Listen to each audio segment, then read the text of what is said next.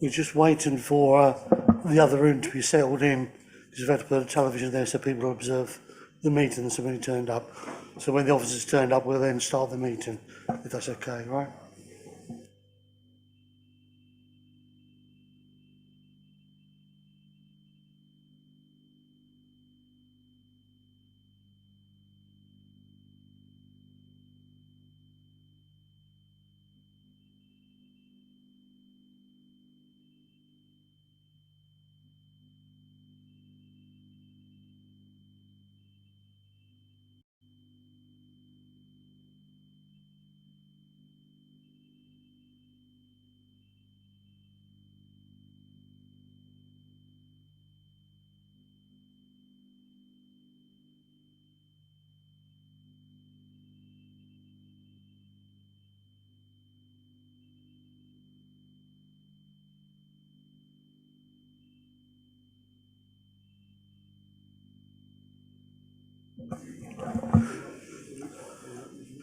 Good evening, everybody. Thank you for coming along. Thanks for coming along to this meeting of the Planning Committee. I am Councillor Michael Lilly. I'm the chair of the Planning Committee for this evening. To begin the meeting, there are a few matters of housekeeping. Action in the event of emergency. There are no practice alarms planned for this evening, so if an alarm does sound, please evacuate the town hall by going down the main staircase or the back staircase to the High Street and then to the car park behind the town hall in St Runwell Street. This meeting is being live streamed to the council's YouTube page and will be available after the meeting. Please would speakers use microphones at all times and speak directly into the microphone.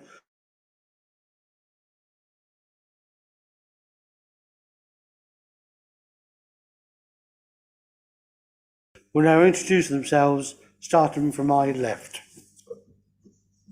Councillor Mike Hogg, St Anne's and St John's Ward. Councillor Robert Davidson, Mersey and Pyfleet Ward. Good evening, Councillor Mark Corey, Wivenhoe Ward. Martin Warnes, Beerchurch Ward. Councillor Roger Mannion, Tiptree Ward. Sam McLean, Newtown and Christchurch. Jackie McLean, Markstown Lair Ward. Lee Tate for Prettygate Ward. Planning Officer Philip Morton. Chris Harden, Planning Officer. John Miles, Planning Officer. Nadine.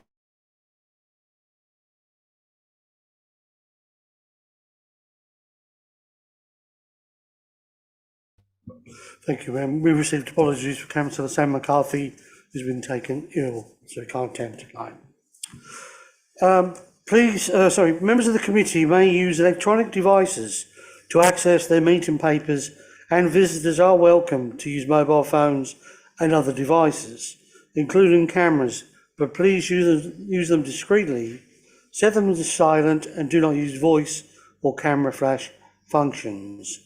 We usually have a break at 7:30, but we will have a break after the first application so that some other members of the public will wish to come along and replace people who were here to witness the first item. There are toilets at every floor in the building, and there's an induction loop in this room. Whilst determination of a planning application is not a quasi-judicial process, unlike certain licensing functions carried out by the local authority, it is a formal administrative process involving the application of national and local policies, reference to legislation and case law, as well as rules of procedure, rights of appeal, and an expectation that people will act reasonably and fairly. All involved in these decisions should remember that the possibility that an aggrieved party may seek a judicial review and or complain to the Ombudsman on grounds of maladministration or a breach of the authority's code. Apologies, well, we heard the Sam McCarthy can't be here. Councillor Barton also. Substitutes, we've got Councillor Corey, Councillor Barton, and we did have a public speaker of Councillor Laws, but Councillor Barber is here to speak on his behalf on one of the items. Declarations of interest. Any councillors with a declaration, or anybody with a declaration of interest? Anybody? Robert?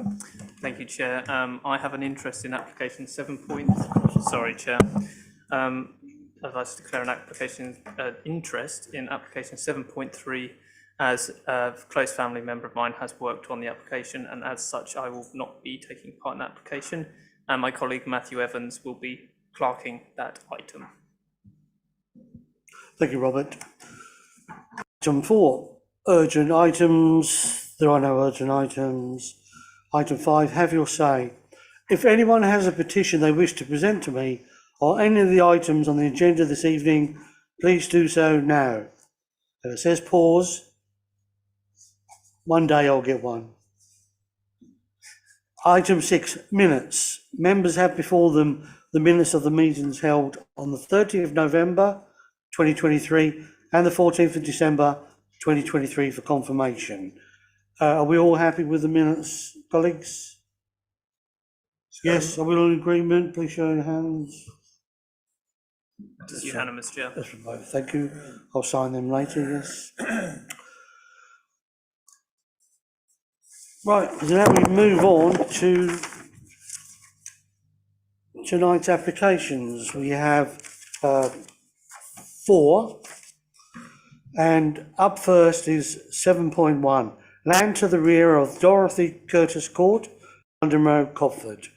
It's up for approval, subject to S106 agreement and conditions.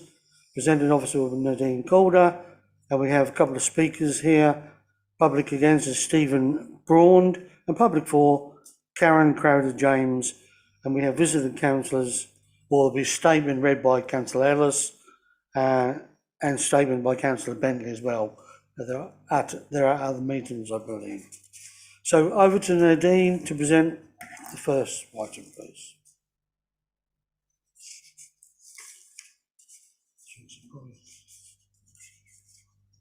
Oh, do we go for the rest of them? Sorry. I was ahead of myself then. We also have 7.2, Lodge Farm, Boxter Road, Great Hawksley. That's up for approval. Chris Harden is the presenting officer. We have public speaker against Colin Leake, and public for Stephen Rose, and we have visiting councillor Lewis Barber on that. And 7.3, the land front in Goscotes View, Colchester. That's up for approval, subject to conditions and the prior completion of the necessary unilateral undertaking. John Miles is the presenting officer, and we have public against Richard Rayner. We have public for Molly Foley, and we have one visiting councillor, Dave Harris, because of his illness. We have a statement read by Sam McCarthy. And then last but not least, 7.4, John Castle Way, recommended for refusal. Presenting officer will be Philip Morton. No public against. Public for speaking, Ricky Taylor, and Dave Harris is the visiting councillor on that. So we now go back to the start, 7.1, and apologies Nadine, jumped the gun. Over to you Nadine to the presentation. Thank you.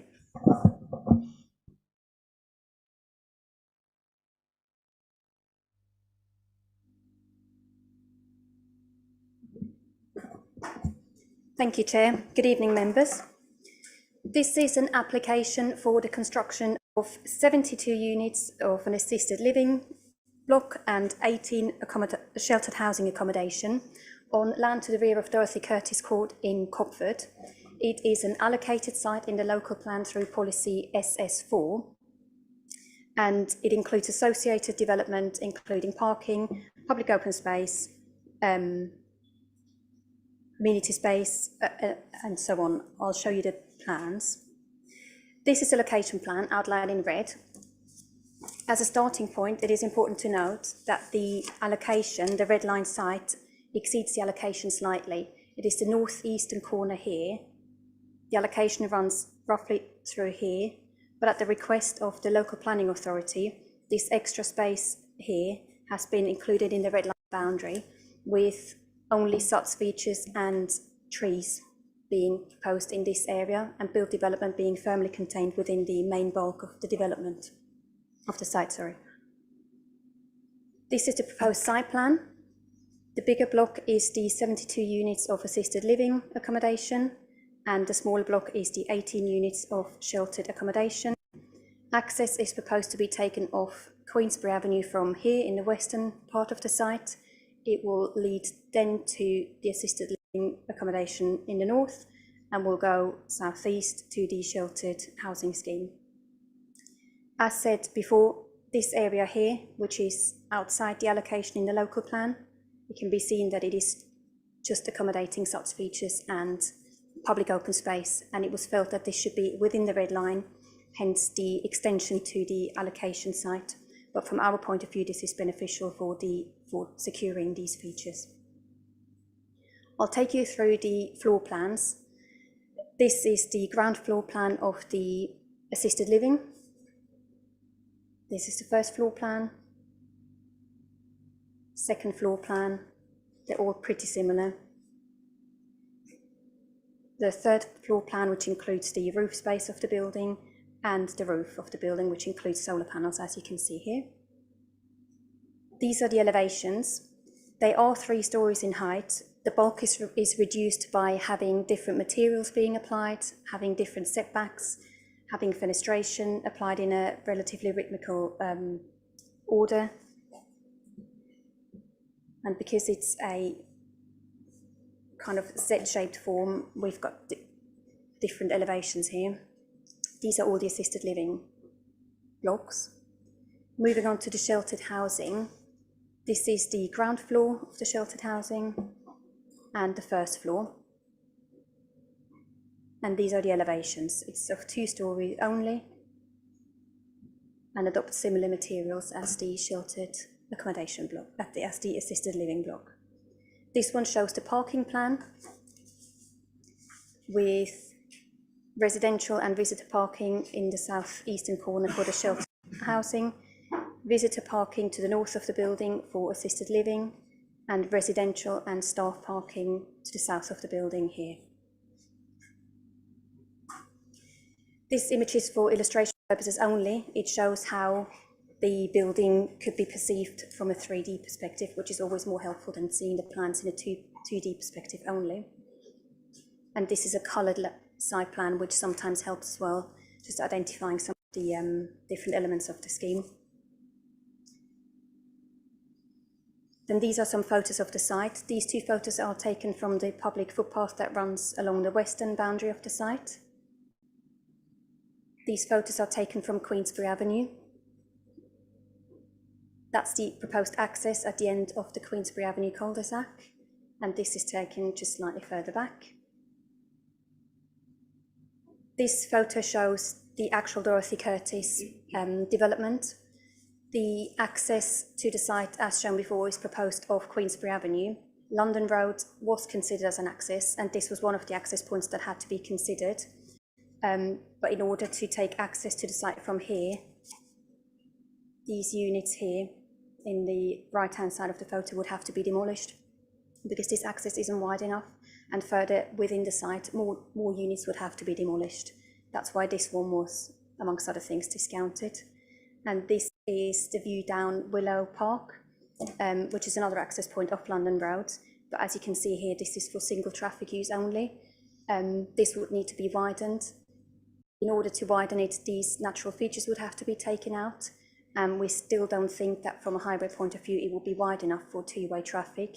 And there's a listed building to the east of this, which will be negatively affected by this.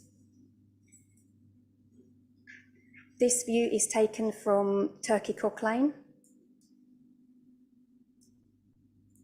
And then this photo is taken from within Dorothy Curtis. So this shows where the development would go. And just so you get a bit of an understanding where these photos were taken from, the first photos from the public right-of-way were taken from here. Then we have views from Queensbury Avenue here. The access was taken from here. We've got the view into Dorothy Curtis from here. Willow Park, the photos from Turkey Cock Lane here, and the photo from Dorothy Curtis Court here. these photos and this plan is to show that the development is relatively well contained, especially from wider views. Viewed from Turkey Cock Lane, what we were seeing were these trees here. So there's a lot of tree planting screening the development from wider views. The site, as I said before, forms part of policy SS4, which allocates the site for 70 dwellings, but also accepts different types of houses or residential units on this site. The proposal is for 90 units, which exceeds the policy. However, having looked at the details of the site and all other material considerations, it is considered that the development can be provided in a policy compliant way. Where there are shortcomings in the application in regards to design, it is considered that the benefit from the scheme would outweigh this harm. The same applies to its impact on the historic environment, where we have identified less than substantial harm on the setting of nearby listed buildings. But in the planning balance, it has been considered that the provision of a 100% affordable housing scheme, the provision of large areas of open space, walking routes through the site, and the planting of 274 new trees has outweighed any harm that may have been identified. And as a result, the application is recommended for approval, subject to amendment on the amendment sheet, which made it clear that the application is 100% affordable, and that should be secured via the section 106. So it is recommended that that goes into the heads of terms of the agreement. 3 of the plans have had updated versions which did not make it into the conditions, so we just have amended the version number of the plans, but no changes have been made to the scheme as assessed. And since writing the report, 4 more letters of objection or comments have been received, but they have not raised any new considerations that would need addressing. Thank you. Thank you. And then we move to the public speakers. So first up, public against, Stephen Brand, please.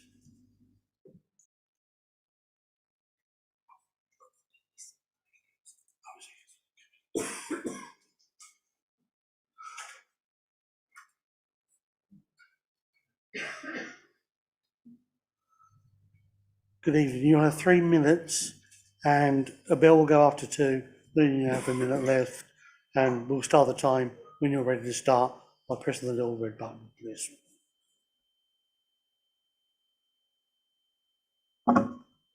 Hall Road, Copford, has already been approved by this committee despite concerns being raised. It was said to meet the requirements of local plan SS4. The application for East Queensbury Avenue site does not meet the requirements of plan SS4. The application is for 90 dwellings, but SS4 only makes reference to 70 dwellings, an almost 30% increase, so should not be allowed. There are in excess of 150 local objections to this application. In the Planning Officer report, 16.5.16.6, the number exceeds the required policy SS4, and the application site also exceeds the local plan to the northeast of the site. More public open space may result, but it'd still be outside the local plan allocation. State develops provides a mix of development, but this application does not. All the affordable supported living dwellings, the Rural Community Council Essex Housing Needs Survey for the parish has been ignored. The application includes a 3-storey block of flats, is totally out of keeping with any surrounding buildings in Dorothy Court and or the parish. SS4 and planning inspections rulings in 2016 propose access to the site via Queensbury Avenue and or London Road. Queensbury Avenue is not in accordance with the Essex Design Guide for cul-de-sac roads, which should be only serving a maximum of 200 dwellings. There are 156 existing dwellings. Anything over 44 would exceed that limit. Anchor Hanover owns part of Willow Park but refuses to even consider its access. Queensbury Avenue is a small cul-de-sac road, is regularly used by a significant number of children getting to school, and an additional 90 dwellings would increase the risk to those children and their parents. 1632 highway safety issues are fully acknowledged and appreciated, but there is no mitigation or evidence of road safety audit. The start time of the site, 8 AM, would clash with the peak school time. There is also a large unfenced children's play area at the top of Queensbury Avenue. Anchor Hanover claim the development would be within walking distance of key local services. But is this true? A pub, a post office, a garden centre and a Chinese restaurant, are they really key local services? Unresolved matters include inadequate parking, sewage connection, flooding, impact on Roma River Conservation Zone, plus the possibility of contaminated land and the problems with logistics during the construction. If the local plan is the template for development, then this application clearly fails to meet the local policy SS4. If allocating 90 dwellings when the policy clearly states a maximum of 70 dwellings, this application must fail. Thank you. Could you turn the microphone off, please? Sorry? Could you turn the microphone off? Thank you very much. And our next public speaker, public 4, is Karen Crowder James.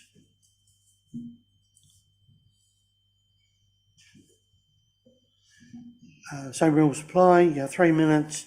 The bell will go after 2, and it'll start when you press the red button. Thank you. Good evening. My name is Karen Crowder James and I'm a Director of Contour Planning. The development is entirely policy compliant and meets an important recognised need for specialist housing, evident from the detailed officer's report and the lack of any statutory consultation objections received. The supporting justification to policy SS4 recognises that development here would represent a logical extension to the existing facilities at Dorothy Curtis Court. Whilst the policy suggests a yield of 70, this was formulated on the basis of the provision of family market dwellings. However, the policy is silent on what yield assisted living facilities should have.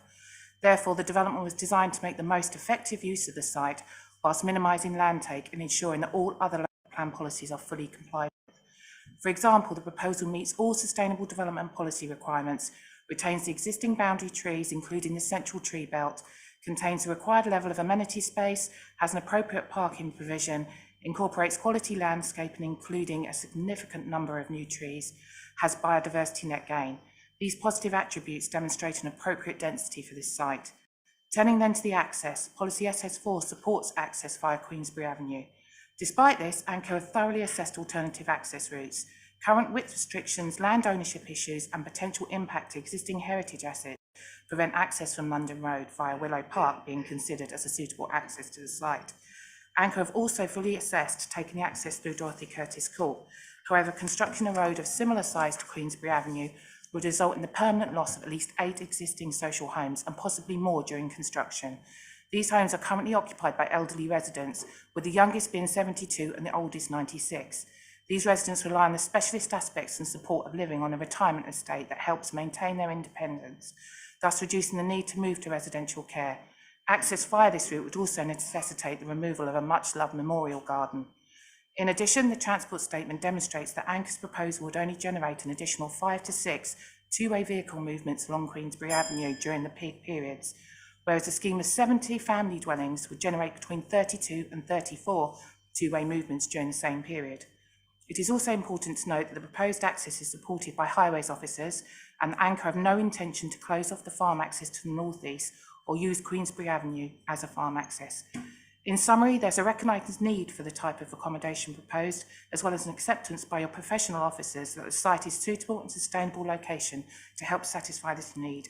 The scheme has a policy compliant access, and the development proposed would result in far less vehicle movements along Queensbury Avenue than a 70 dwelling development would.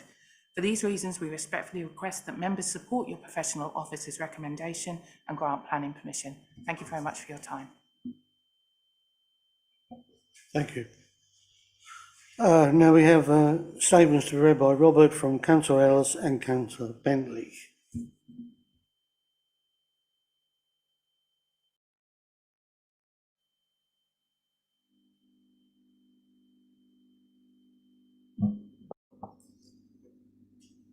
Thank you, Chair. So this statement is from Councillor Ellis and Councillor Bentley. Chairman and committee members, forgive me for sending in a written representation on behalf of Councillor Kevin Bentley and myself, as we are both already committed elsewhere at another meeting this evening. I called in this application for the reasons set out in the report, and despite the officer recommendation arrived at through weighing the application in the planning balance, I have to assume that the planning officer has a set of scales that weigh very differently to mine. Councillor Bentley, myself and the residents of Copford sincerely hope that the committee scales weigh in our favour and against the applicant. We assume that the applicant will tell you that this application was undertaken with community consultation. The community feel this was a tick box exercise only, and their responses made no difference to the applicant's original plans. The initial planning officer, Eleanor Moss, did manage to make some alterations, but as I hope you can see this evening, they do not go far enough to make the scheme acceptable. I'll admit to reading the committee report with a growing sense of incredulity. How, in this day and age, we can accept a poorly designed scheme admitted in the report on the basis it's made acceptable because future occupants are to be given the opportunity to interact with one another. Well, we agree health and well-being are of great importance. The building in which residents are to enjoy this sense of camaraderie will, one expects, stand for considerably longer than the lifetime of its occupants. You're in our lifetimes and the lives of our offspring. It is simply unacceptable to posit that poor design can be outweighed by health and well-being. The two should be indivisible. Therefore, the first reason for you to refuse this application is on the grounds of poor design. It conflicts with Section 2 policies SP7 and DM15. Copford and Colchester deserve so much better than the inadequate design that fails policy compliance. We should be insisting on excellence, and this simply isn't it. Ask the presenting officer if they think this design is excellent. If not, why is it recommended for approval? And why is the building mass so great and the additional story height required? It's because the applicant is stuffing additional units into the scheme, a 30% uplift over the 70 homes specified in policy SS4. We vehemently disagree with the planning officer's statement that the development could be considered to comply with SS4 and ask the committee to consider this point carefully. Her policy interpretation requires close scrutiny, and her conflicting statements in the report about the built form being at odds with the surrounding built environment and yet being SS4 compliant simply makes no sense to us. Failing to comply with local plan policy SS4 is another reason for refusal. The additional units cause a further issue, that of inadequate parking provision. This is woefully understandard for a remote out-of-town location with poor public transport provision. Please interrogate this point fully and consider inadequate parking provision as yet another reason for refusal. Now turning to the access issue. We believe not nearly enough has been done to address this. Policy SS4 clearly states that the access should be from two locations, Queensbury Avenue, a cul-de-sac, and/or London Road. The applicant already owns the land to access this site from two locations on London Road, Willow Park and Dorothy Curtis Court. They refused from the beginning to fully explore the possibility of the Dorothy Curtis Court access, saying that it would require the demolition of two existing residents' homes. Whether true or not, this is not a reason to close debate on the use of London Road access stipulated in SS4 by the local plan examiner. As an authority, we have displaced far larger numbers of residents in need of assisted living when redeveloping sites such as Elfrida House. It's not impossible to do, and the displaced residents could then be provided a new and better home, hardly impossible in the scheme of this size. Question: did planning officers explore this option, and if not, why not? Forcing all of the traffic along Queensbury might be deemed acceptable by a highways officer sitting in their office in Chelmsford. In reality, it will be a disaster for existing residents. We implore the committee to insist on a London Road access. And finally, in paragraphs 16.38 and 17.3, the planning officer talks of a sustainable location within walking distance of a number of key local services and facilities required for day-to-day living. Please ask her to give you the details of these, to show you where they are in relation to this development, and then to explain how the residents this application is catering to will access those facilities on foot and return home on foot. It's a flawed assumption, and as with so many flawed assumptions in this report, has been used to weigh in favour of what is clearly an unacceptable development. Please tip the scales the other way, refuse it, and ask the applicant to revise the scheme downward in numbers and revisit the issue of access to make it policy compliant.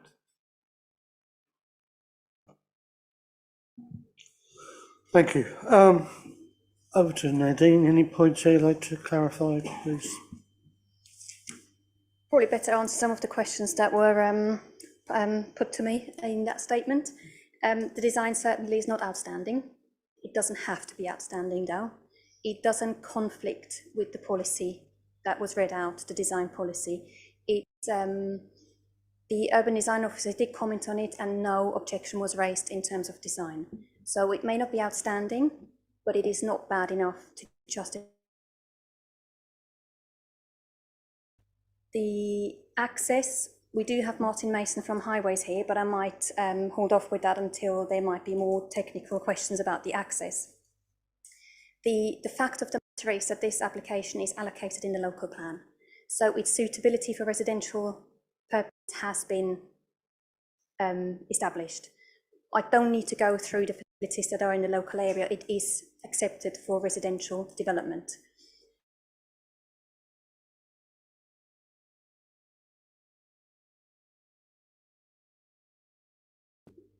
We are of the understanding that alternative accesses have been explored, and you've just heard from the agent.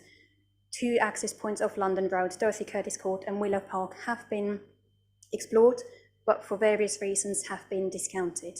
The access off Queensbury Avenue in the same way was explored and no objection was raised from Highways, from any other point of view. So while this may not be considered acceptable from residents, which is understandable, it is acceptable in terms of the policies.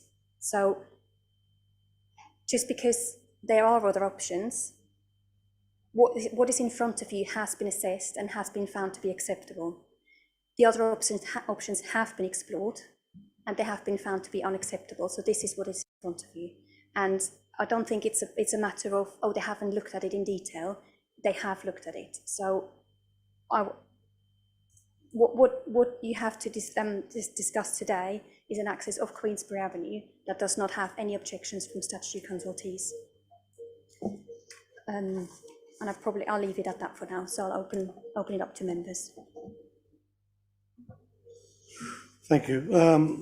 Just to make clear, three of the councillors made a site visit today, along with plant officers, Jackie McLean, Councillor Hogg and myself.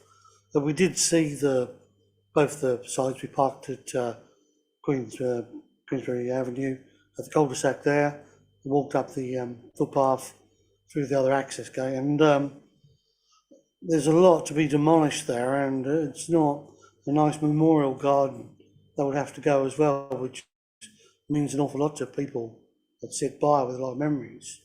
In the original, this was allocated in the local plan put forward by the local parish council and residents there. That was probably for 70 ordinary homes, but now it's changed. So we've got 90 assisted sheltered housing flats, which means we can fit in another 20 flats on there, and they won't be houses. And they are all, this is a 100% affordable housing allocation that we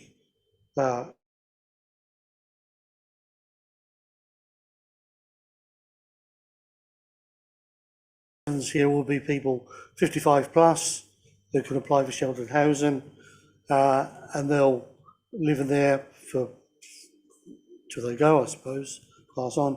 Whether they have cars or not, I doubt it very much, but there will be cars there. Anyway, just to clarify that, so we're okay with that one. So members, Councillor McLean, Jackie McLean. Thank you, Chair. Yes, I was on the site visit this afternoon, and yes, we had an in-depth conversation on it all. It's very difficult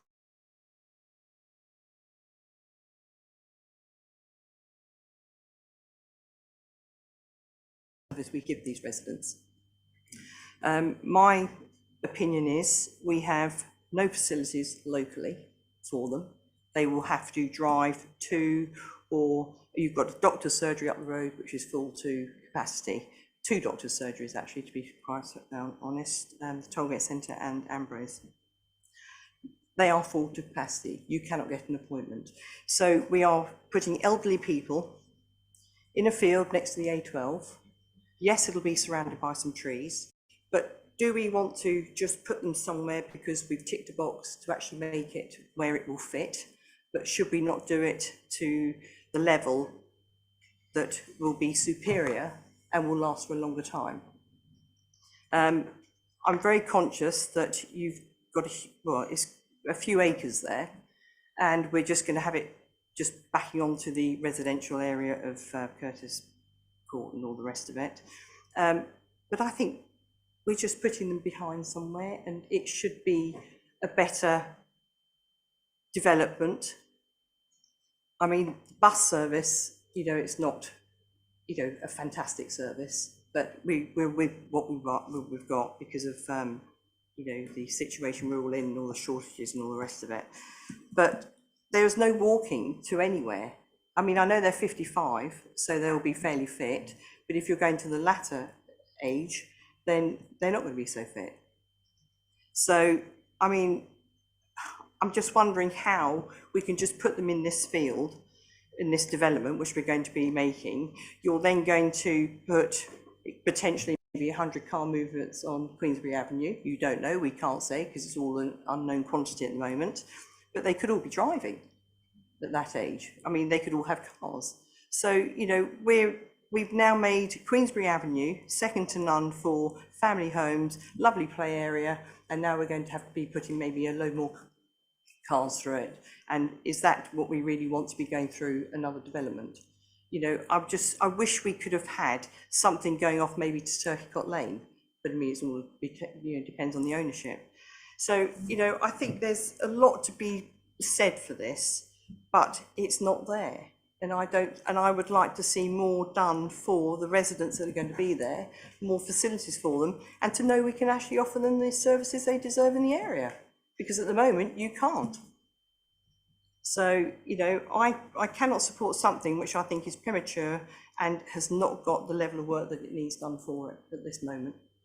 Because I think we need to be doing this better, not just making do, make it mediocre and okay. That's where I'm coming from.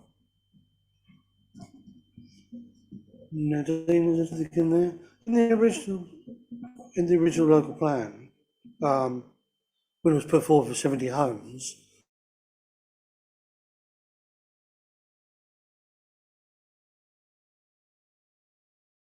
what access road was put into the local plan for those houses to use? It was London Road and or Queensbury Avenue as feasible, I think the wording was, where feasible. So it says access to the site will be via Queensbury Avenue or London Road where feasible.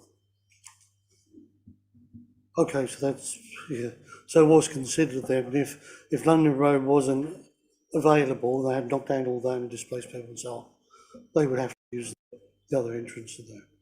Thank you. Is there anything to respond to, Councillor McLean? No. Councillor Corey. Thank you, Chair. For me, there's significant positives, but also significant negatives to this.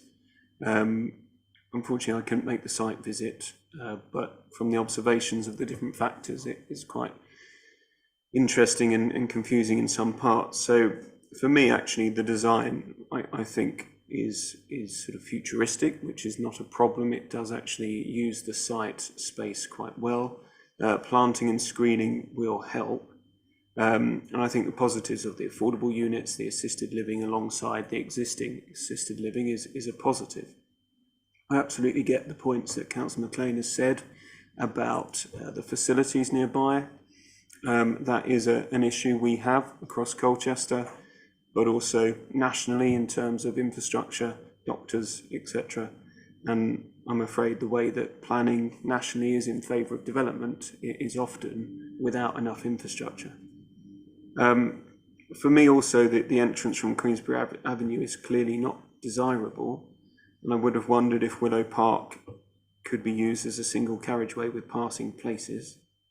And has that really been looked into by highways? We often perhaps don't see enough from highways explaining why or why not the access is usable. And I think for me, what comes down to it is the neighbourhood plan. We on this council absolutely believe in neighbourhood plans. And I really do not like setting a precedent against breaking the neighbourhood plan. So with the entrance and access, I can understand how that can be because it's and/or Queensbury Avenue. But I would have liked to see more detail into Willow Park, as I say, single carriage with passing places. What really gets me in the neighbourhood plan is that it is 90 dwellings when it should be 70. And then the red line of the boundary being changed. Now I can understand if the boundary is being changed, that could be accepted by those who constructed the neighbourhood plan in the parish to say that that is there for visual amenity and actually does protect the site. But for me, the dwellings, it says it should be 70 and it should be a mix. So this isn't a mix, but again, that could be overcome because it is sort of adjacent to the other assisted living, and it is needed, assisted living across Colchester. But for me, I don't understand why we would break the number of dwellings when neighbourhood plans are sacrosanct in this council. So for me, that's an issue and would have to be overcome. Thank you. Councillor Tate, please. I've got probably more concerns than I've got positives about this application. Most of my objections have been answered by both councillors Corey and McLean. Particularly, I don't like the look of it, but that's, you know, personal taste. I question why it needs to be 3 stories high. There are mature trees on it. They're not going to get any taller. And I don't think they're tall enough to cover 3 stories. So that concerns me. I do understand the need for assisted living. I've got considerable experience in that field, but it has to be in a place where it can be serviced, you know, appropriately, with close amenities and, you know, with the best will in the world.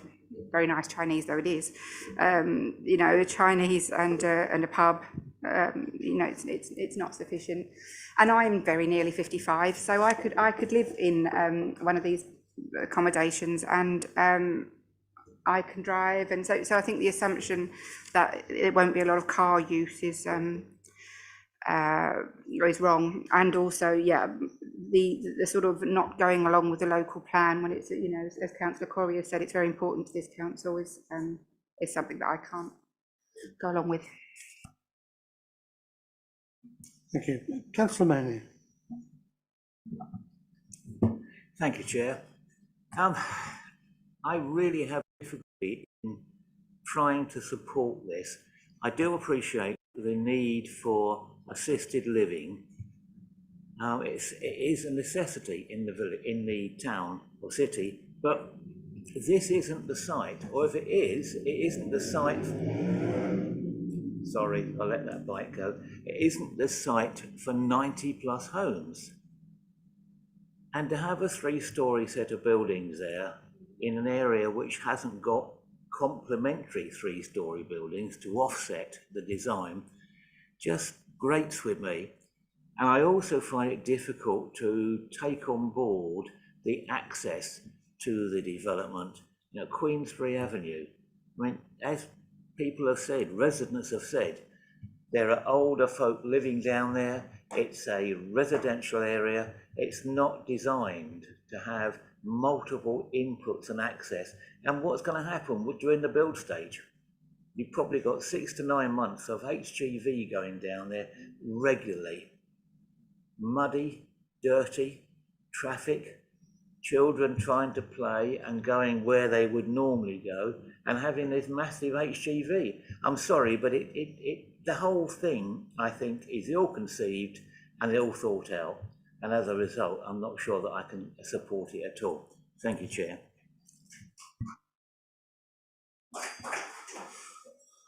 Nadine, quite a lot there. Yes, thank you. I actually remember the point that Councillor Ellis and Bentley made, but Councillor Mannion has just repeated that. Three-storey buildings and design in compliance with policy SS4. As you have probably seen on the aerial view especially, the site is very well contained. And to respond to a point that Councillor Tate made, the photos were taken in January, so in winter, when the trees were not in bloom. So you've seen it at the worst. And because of that, because it is well contained and well screened, it was our opinion that it can take 3 stories.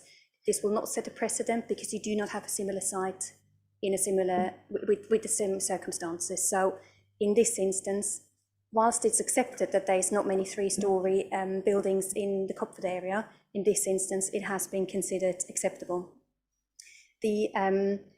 One of the main reasons for potentially going for this type of development is the topography of the site. It slopes, the level slope. So it would be, what is proposed actually makes the most efficient use of land. They have gone up to 3 stories because that's what's proposed, that's what you're going to look at. The site can take it, it's efficient use of land. In terms of NHS, the development would provide a £55,000 contribution towards improvements.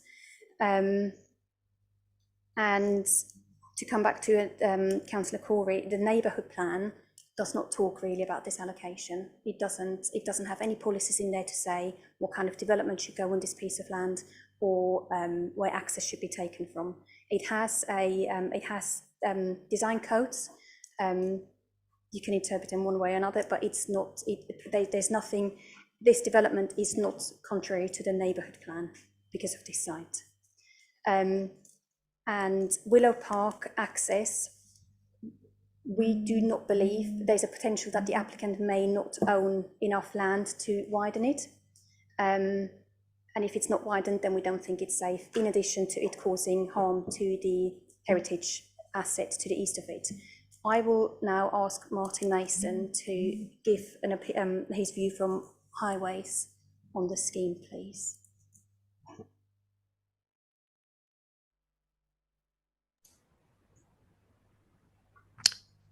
Good evening, members. Can you hear me okay? Okay, Martin, if you'd like to introduce yourself, please, at your title. Of course, no worries. Martin Mason, Strategic Development Engineer for the County Council. It's my role to consider the planning application on behalf of the Highway Authority, and our remit is highway capacity, safety, and also to ensure the proposal is accessible by public transport, cycling and walking. So I'm more than happy to answer any specific questions that relate to those matters from members. So yeah, fire away. Well, I started off with the Willow Road access. Highways didn't really go for that. Is there any way that it can be widened and also to demolish people's places they're living in and the memorial ground to put an entrance there? Is that really a viable option? Do they own enough of the land to make it wide enough for highways to support the access into that area? Willow Park itself is private, it's not highway.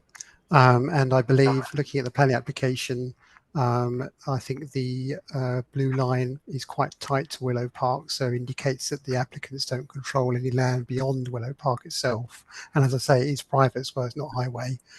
So that, I suspect, is why it's not come forward as the means of access, and they're proposing it from Queensbury Avenue instead.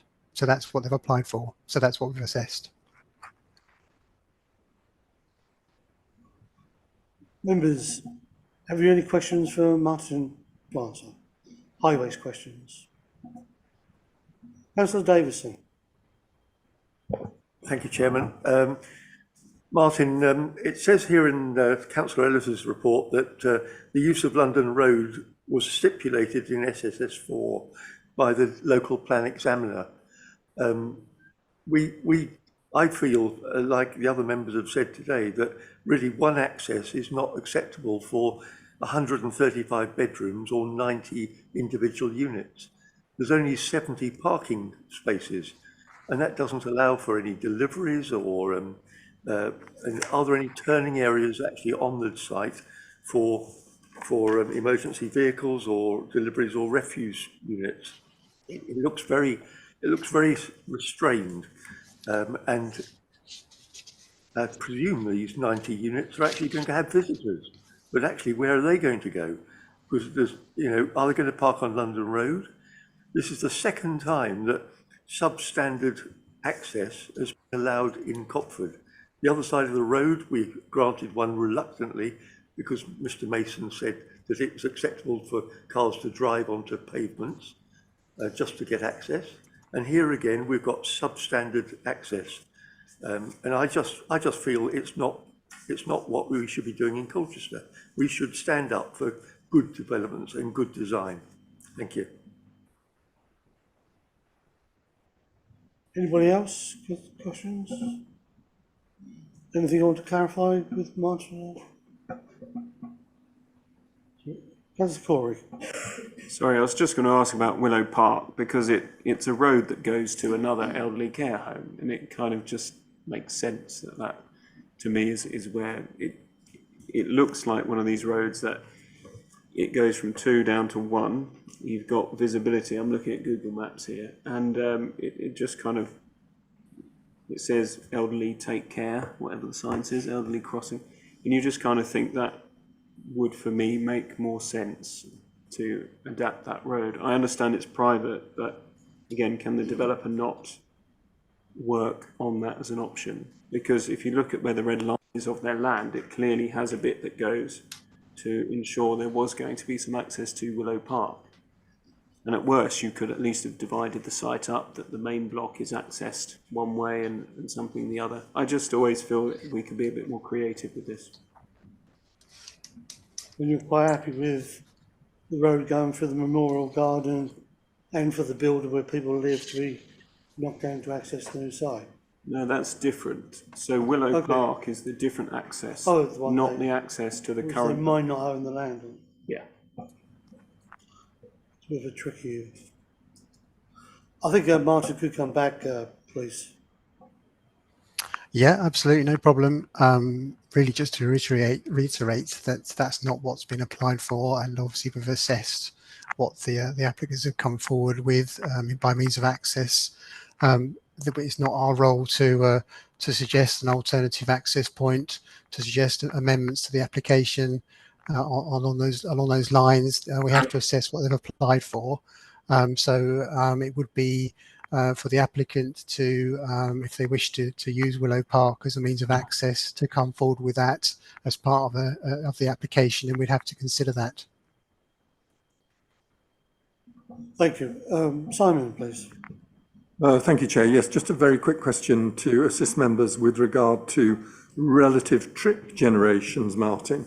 The local plan policy SS4 talks in terms of 70 units. Now, they were obviously conceived as being family homes as opposed to assisted living or other specialist forms of accommodation for the elderly and frail.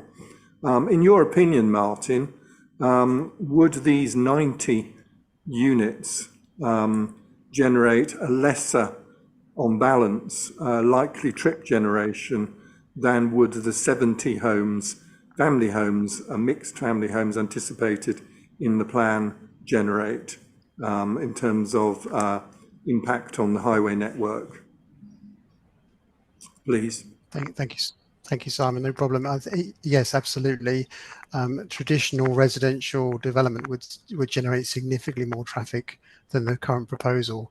Although obviously clearly the proposal will add traffic to Queensbury Avenue, that would be significantly less than if it's traditional residential. The MPPF test is severe, and it'd be a very difficult appeal to defend, trying to argue that the impact's going to be severe. Also with that low level of traffic, I'm comfortable that it's unlikely to be detrimental to highway safety as well, which is the other test. Thank you, Martin. So from that, if we stuck to the original local plan of 70 houses, it will generate more cars down the road than 90 affordable flats and sheltered housing. That's a real predicament for everyone.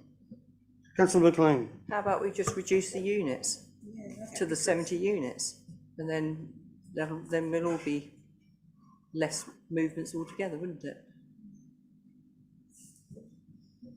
We'll put that to a Jackie's idea. Silence. Thank you, Chair. Yes, in terms of Councillor McCain's suggestions, as members will be aware, they have a duty to consider the application before them. And the application before you is for 90 units. And for the reasons outlined in the report, we failed to identify any material harm that flows from that uplift in unit numbers, given that these are specialist homes for the elderly and infirm and are not family dwelling units. So in terms of the number of trips and the overall intensity of use, the officer's advice to you is that this would be preferable to the originally anticipated scheme of 70 open or 70 family dwelling units, which would have more, as Martin Mason has explained, arguably more trip generation than would the development before you. And the third story of accommodation, for the reasons explained to you by Nadine, in landscape terms is considered acceptable in this campus-style development, which is visually very contained by mature belts of planting. It's not like a stream of suburban individual dwelling units of 3 stories, which arguably would appear strange.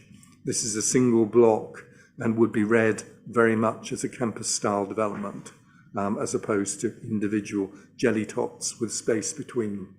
Thank you. Thank you. Councillor Corey, and then I'll take Councillor Sack. Thank you. I get the point from officers and the point you made, Chair, about vehicle movements. It would be much better. I've got a similar application in my ward where we are going to get sort of 300 car movements because it is a standard dwellings sort of development. I absolutely get that. I get there's a number of positives to this, which I said, and we have to be balanced about it. But I did make the point to begin with about the dwellings, and Councillor McLean has also backed that point up.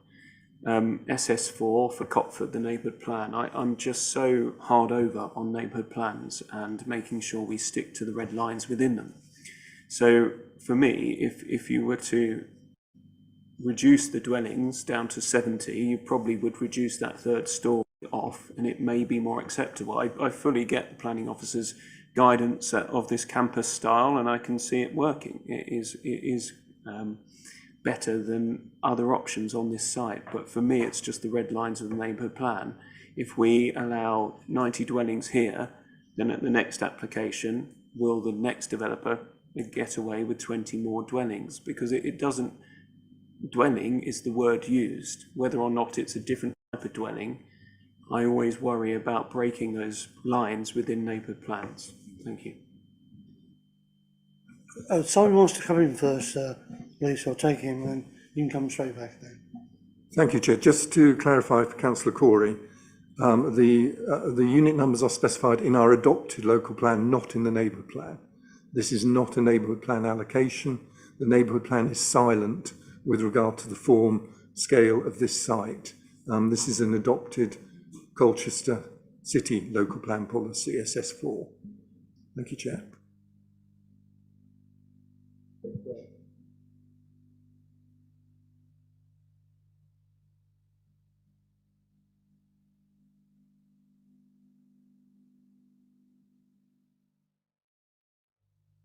Sorry, Chair, may we have the images on the screen because we haven't been given them? Could we have the plan back up on the screen, please, Nadine? The local plan allocation. The images that were used in the presentation at the beginning of the... Just need to see them.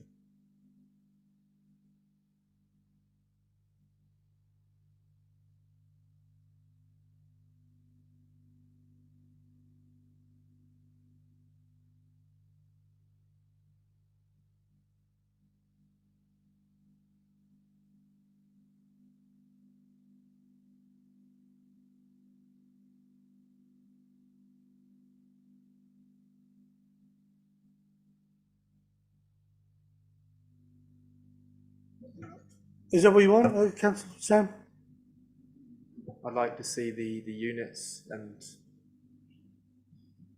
Housing plan. it would be really That one useful. there. It would be really useful if these images were circulated to members before meeting. We did because a lot of images are used in the presentation, but we don't have access to them, or it's annoying we're having to ask for them to be up on the screen because I need to keep looking at them. We did ask on at the request of the share, but there was an issue of. Sorry? If you want to respond to Councillor McLean, but we did ask. These are application. They're available on our website. They're public documents. They form part of the application. The photos are taken during a site visit. Again, taken from public vantage points where anyone could go and take a look at this site. Thank you. Councillor Jade. Yes, sorry, my screen's gone off. Let me grab that. So we've got a real quandary on our hands here because we're throwing to and froing between 70 houses and the traffic that generate, or 90 houses that don't have traffic because it's a different kind of resident. The proposal document at the start is suggesting about amenity space, vehicle and bicycle parking, EV charging points. So they're anticipating car use there. If we're saying, however, there'll be a lot less car use because it's older people, then we're back to the original problem that Councillor McLean has raised of us abandoning people with no facility, no local amenities. And that I'm torn between those two. Well, I'm not actually, I'm quite sure where I sit on this, to be honest with you. And as for the 3 stories, I don't think that Colchester should ever, this council should ever feel that something, while it isn't fantastic, is not bad enough. I don't want to be on a planning committee that just does things that are not bad enough. Okay, so the application is before us as it is, and we have to decide on this application and not what we want, 70 or 90. This is the application we have before us. So we'll now move on to, it's recommended for approval. Is there a proposer that this application goes ahead? Councillor Warnes will propose. Is there a seconder for approval? No. So, okay. I can't, I'm not allowed to. I'll check with the monitoring officer. It's not right. Yeah, I checked some time ago. I actually approved one, and the monitoring officer got in touch with me and said it's not for the chair to do that because you are just there to chair the meeting. I am a member, but it's not seemed to be right that the chair proposes or that. Otherwise, I would, Martin, honestly. Councillor Corey, you're up for. Or are you going to recommend refusal? I was going to ask, because I'm a bit rusty with planning, if we were to defer, does that allow them to change some of the significant issues we've been discussing, or would we have to reject in order for this to go back to the drawing board? I would say, though, to residents and local people and councillors that the other issue is it goes back and it becomes a site of 70 dwellings of houses with 2 cars each, and it becomes worse. So I do think there has to be balance with this. So that's why I was suggesting with deferral, how much can this application be tweaked, or would that have to be a separate proposal, officers? So are you proposing then that we want to defer this application and go back and speak to the developer or whether they can change it back down to 70 rather than 90 shelter housing accommodation? Yes, Chair, I'm asking if that is possible under deferment to send it back with the concerns that we have raised about access, about dwellings and about 3 stories, as an example. Simon, is there grounds for deferment? Thank you, Chair. Yes, if members were so minded, you could defer for negotiations to address a list of issues. But all I would advise is that the access issue does seem to have been bottomed out fairly extensively to demonstrate that there are inherent problems with gaining access from London Road. I appreciate the strength of feeling within the community, and I understand that. But nevertheless, in the absence of an objection from the Highway Authority, I'm not sure what grounds you would have to sustain a refusal on that matter alone. With regard to the unit numbers, I would be interested to understand what you're trying to achieve by the reduction in unit numbers. Is it to reduce the building scale and form, or is it simply concerns over compliance with SS4 in the local plan? Because obviously we're comparing apples and pears to some degree in terms of the type of housing that is being provided in this proposal. So I think if members can be quite specific, if they wish to resolve to defer, that is of course in their gift, and we will carry out those negotiations to the best of our abilities on your behalf. But we do need to know exactly what you are seeking to achieve, and the reasoning behind that would be really helpful. Thank you, Chair. Is that clear? That was clear and helpful, thank you. And sorry for my misunderstanding of the neighbourhood plan compared to SS4. I thought it was the same thing. So yeah, I would be happy to, if supported, to recommend deferral to address three issues. One being the access, bearing in mind what we've heard from the officer, but it's clear from the committee we're not happy about that. Secondly, yes, compliance with policy SS4 on 70 dwellings, and that links to the uncomfortableness of the 3 stories, because I believe they are both ends of the same issue. If you were to reduce the dwelling number, you would not require 3 stories, and then it would seem more in keeping and be able to be enclosed better in relation to the rest of the community. So those would be my 3 issues put forward for deferment. Okay, I'll take 2 more speakers, then we'll go for, I'll ask for a seconder on Councillor Corey's proposal. Jackie McLean. Thank you.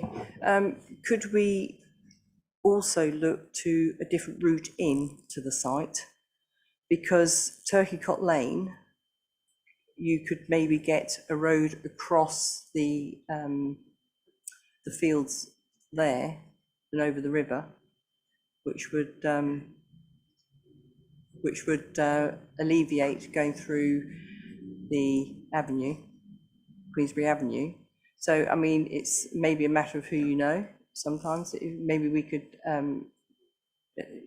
have a word with the landowner and see if that would be a possibility, if there could be negotiations.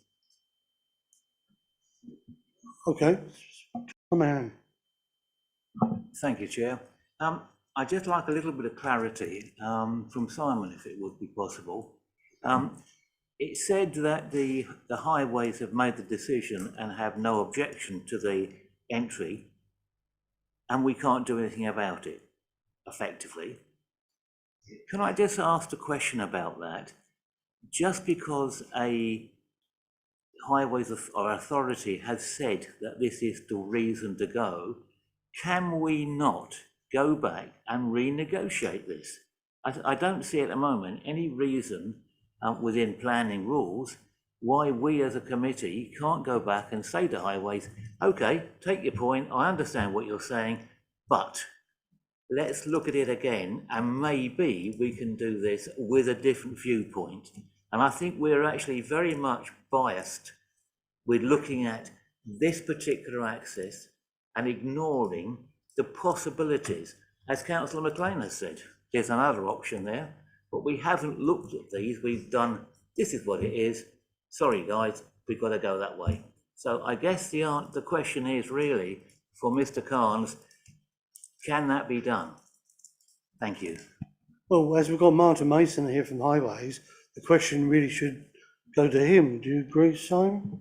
Yes, apart from the issue that Councillor McLean raised around Turkeycock Lane, that is outside the remit of policy SS4, and we really can't start introducing random alternative possibilities, however creative and interesting they may well be, because that would be outside the remit of the adopted policy, which has considered the possibility of access from two adjacent roads. Turkeycock Lane has never been assessed for its suitability, and that would be something which would be not within scope, to be absolutely honest.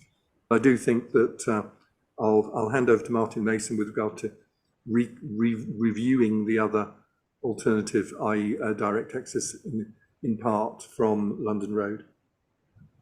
Martin, you heard Councillor Mann's comments about that. Is there any thank way you, you thank you, could... Chair. Sorry to cut you. Yeah, thank you.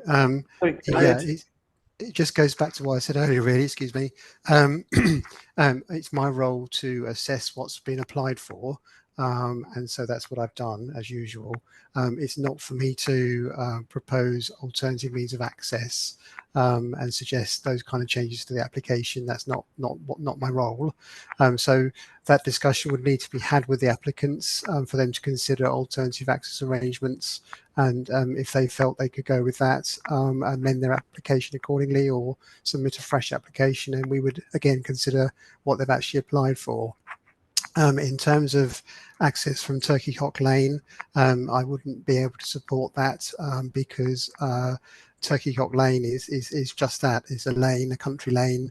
It's not very wide, particularly there's a particularly narrow stretch between potentially where an access would come out and London Road. So I would struggle with that in terms of whether that's a really a suitable alternative in terms of capacity and safety. Thank you. So now we move back to the deferral proposal. Have I got a second for Councillor Corey's to defer the application? Councillor Jackie McLean, the second to that. Yes, please go ahead. So I'll just check with the proposer in a second if this wording is acceptable to yourself and to Mr. Cairns as well, just to check. So I have it down that the application is deferred and the authority is delegated to the Joint Head of Planning to negotiate with the applicant regarding three aspects. The first being access and to explore options available. Second one is compliance with policy SS4, including the number of dwellings on site. And the third point being about the size and scale of the three-storey building. Does that cover the points, Councillor Corey? That has. I would like in the access Willow Park in brackets. Yep. Thank you. And the seconder, are you happy with that? Yes, if we can add the amenities as well.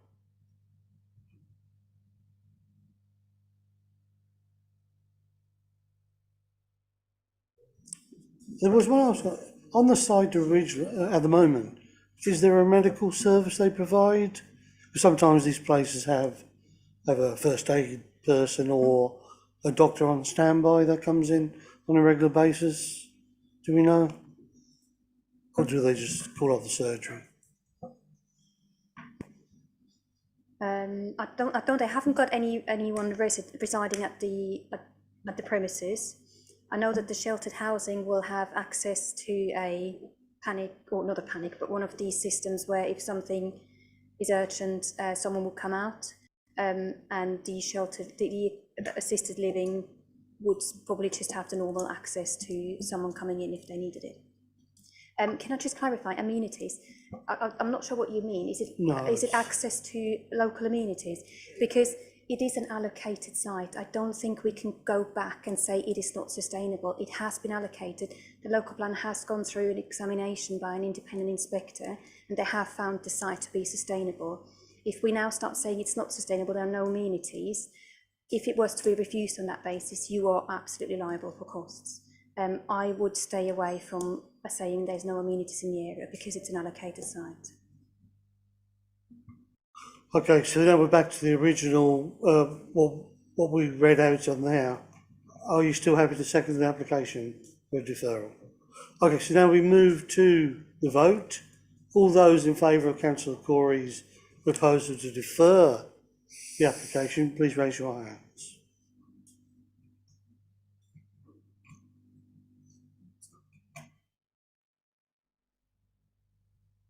Six. And those against? 3. Any abstainers? No. So therefore that is passed, that we defer this application and speak to the developers, and it will come back at a future date. We will now take a break for 5 minutes while we let people go off, because we've got some other people coming in for the next application. Thank you all for attending tonight.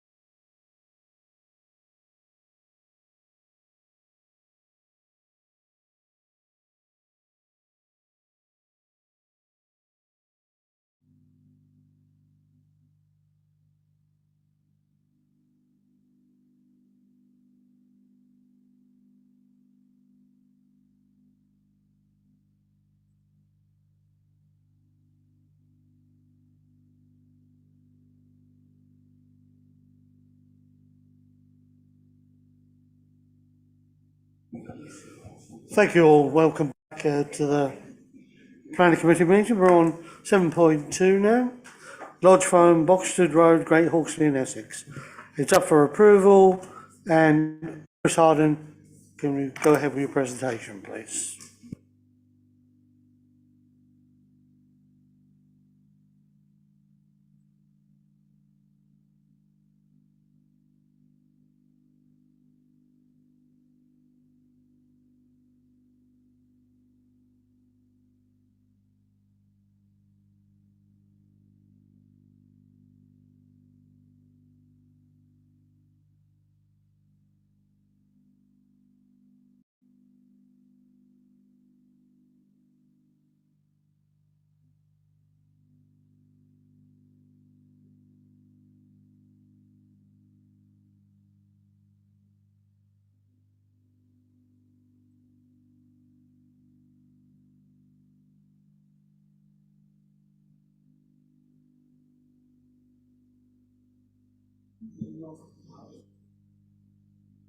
Thank you, Pine. Chris, you ready? Thank you, Chairman. Yes, so the application is basically Lodge Farm Great Hawksley. And it's for a processing, packaging and dispatch building. The farm is actually part of the PJ Ricks Farms Limited, and it's a major supplier of Hallium food crops, which involves onions, shallots and garlic. So the site is here. If you can see my cursor just hovering around this site here, the hatched site. So this shows the overall context. And you've got Boxted Road coming down here in the yellow, and then you've got the A134 in the purple here.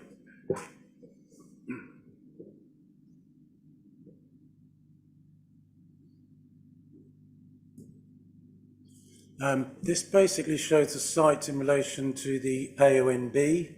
So the green is the AONB here, and the hatched site is here. You'll see Lodge Farm buildings existing around here. This is Holly Lane up here. So access is through this part of the site here, which already exists. So a closer view of the site in red here. Existing buildings all the way around here. So the aerial view of the site, you'll see substantial buildings for the farm. Access into the site here, and then this is where the new packaging building would go, just along here. You'll note the proximity of dwellings here, and then another one on the opposite side of the road here at Holly Lane. So this shows the siting of the proposed building. This area hatched in grey. Access coming in here. The manoeuvring area for the lorries in here. At the moment, the lorries would go up here to the existing building here. You'll note additional planting is shown along the boundaries. I'll show you a more detailed plan of that shortly, with the attenuation pond in here. So this shows the existing operations for the building. So we've got the onion grading building here, onion storage, pack house, dispatch building, existing prep factory and workshop down here. So then the resultant layout would be, you'd still have the access coming in here, but then this area would be for storage, and you'd have the grading here as before, and the processing and packaging would be undertaken in this building here rather than in this area here. So it's basically a rationalisation of the existing process rather than an expansion of the business as such. I'll just take you through some photographs of the site, and then I'll show you the elevations of the proposed building. So that's the access into the site. It's got good visibility in either direction.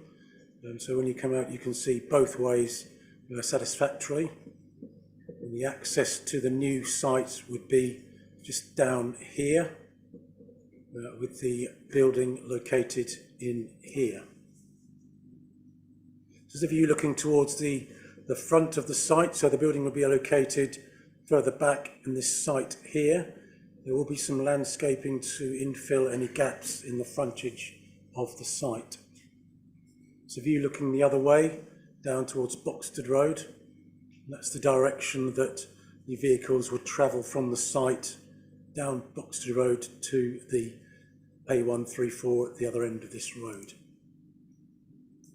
It's a more distant view of the site as the access building going in here behind this pitching. That's a view looking into the site. So you've got this existing building to the rear here. The proposed building would be slightly lower than this building that has been previously granted permission. So the new building would be going down there in that area. That's a view looking back towards the site from the road. So the site is beyond this hedging. The other side is showing sort of the existing complex. So the new building would be behind this hedging here, further back into the site. Again, that's a more distant view of the overall complex. Again, a more distant views. This is from the Holly Lane view around the back. This is another view from Holly Lane. This seemed to be the best sort of view you could get of the site, to be honest. The site is located further down there. Again, another view from Holly Lane, showing the site is pretty well screened overall. So that's that packaging area we saw on the original picture. So the site for the building will be located down there around the back of these trees. And then this is coming down Holly Lane, looking back towards Boxted Road. That's the nearest curtilage of the dwelling. So then this application shows the layout of the site and showing extra planting and landscaping all along here and the attenuation pond here. So there'll be an in-depth landscaping scheme to show the to where the planting would go. I'll just take quickly back to that's a closer view of where the planting is all going to go in between the existing boundary and the building, and then in front of the attenuation pond. And then this is the building. It's a lengthy building, as you'll see. Overall, it's to the rear, it'll be 92 metres in length, around 84 metres along the front. The new height is 9.52 metres. It has been reduced down from 9.9.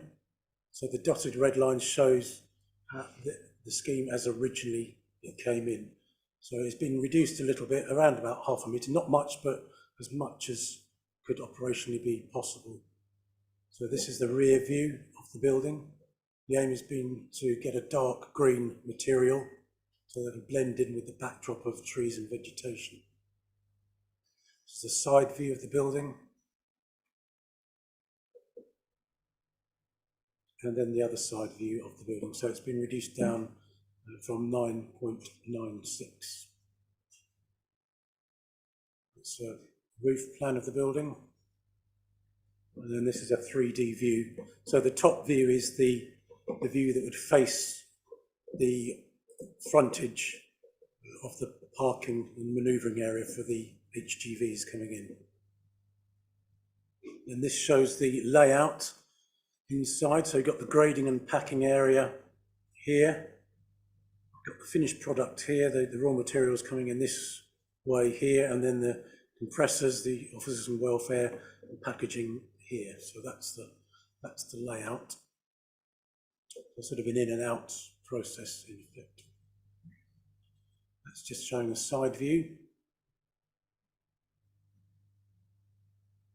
And that's the end of the presentation. So I'll just leave the layout on the screen. So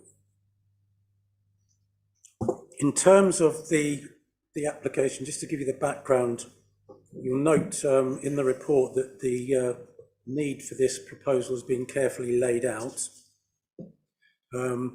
Report states that the farm needs to make a significant investment in further automation of its handling, packing and dispatch operation. And the processing and package area is replacing the existing, which will be turned to storage. And that the reason more storage space is needed is in large part due to the need to store different products separately. So this new processing and packaging area is not new floor space as such, it is a replacement of the existing facility. And this will all help the speed of the process and help to meet client requirements. So it is in effect a serious investment required to continue to meet the requirements of existing contracts. So in terms of extra consultation responses, we've received 2 letters of objection in addition to the ones already received, and these make the points about the need more clarity over the manoeuvring and turning facility, that HGVs should not enter and leave the site outside of working hours, that the yard should be screened, that the number of HGVs should be limited. There should be no refrigeration left on site on the HGVs, and that in his opinion 37 HGVs per day visit the site, and that the turnover put forward by the applicant is conservative. So in terms of overall planning considerations, as explained, this building is required to benefit the business. The details are outlined carefully in the report, so it will help in terms of automation, it will benefit price and supply, it will be very efficient for the business, it will be very helpful in terms of hygiene, it will reduce the reliance on imports, and it will ease the pressure within the existing pack house, and will also allow the whole crop utilisation and rationalisation within the site. So in principle, the local plan and the national planning policy framework does support rural businesses, although this is subject to a careful consideration about the scale of such a business, the visual impact, and the highways issues, for example.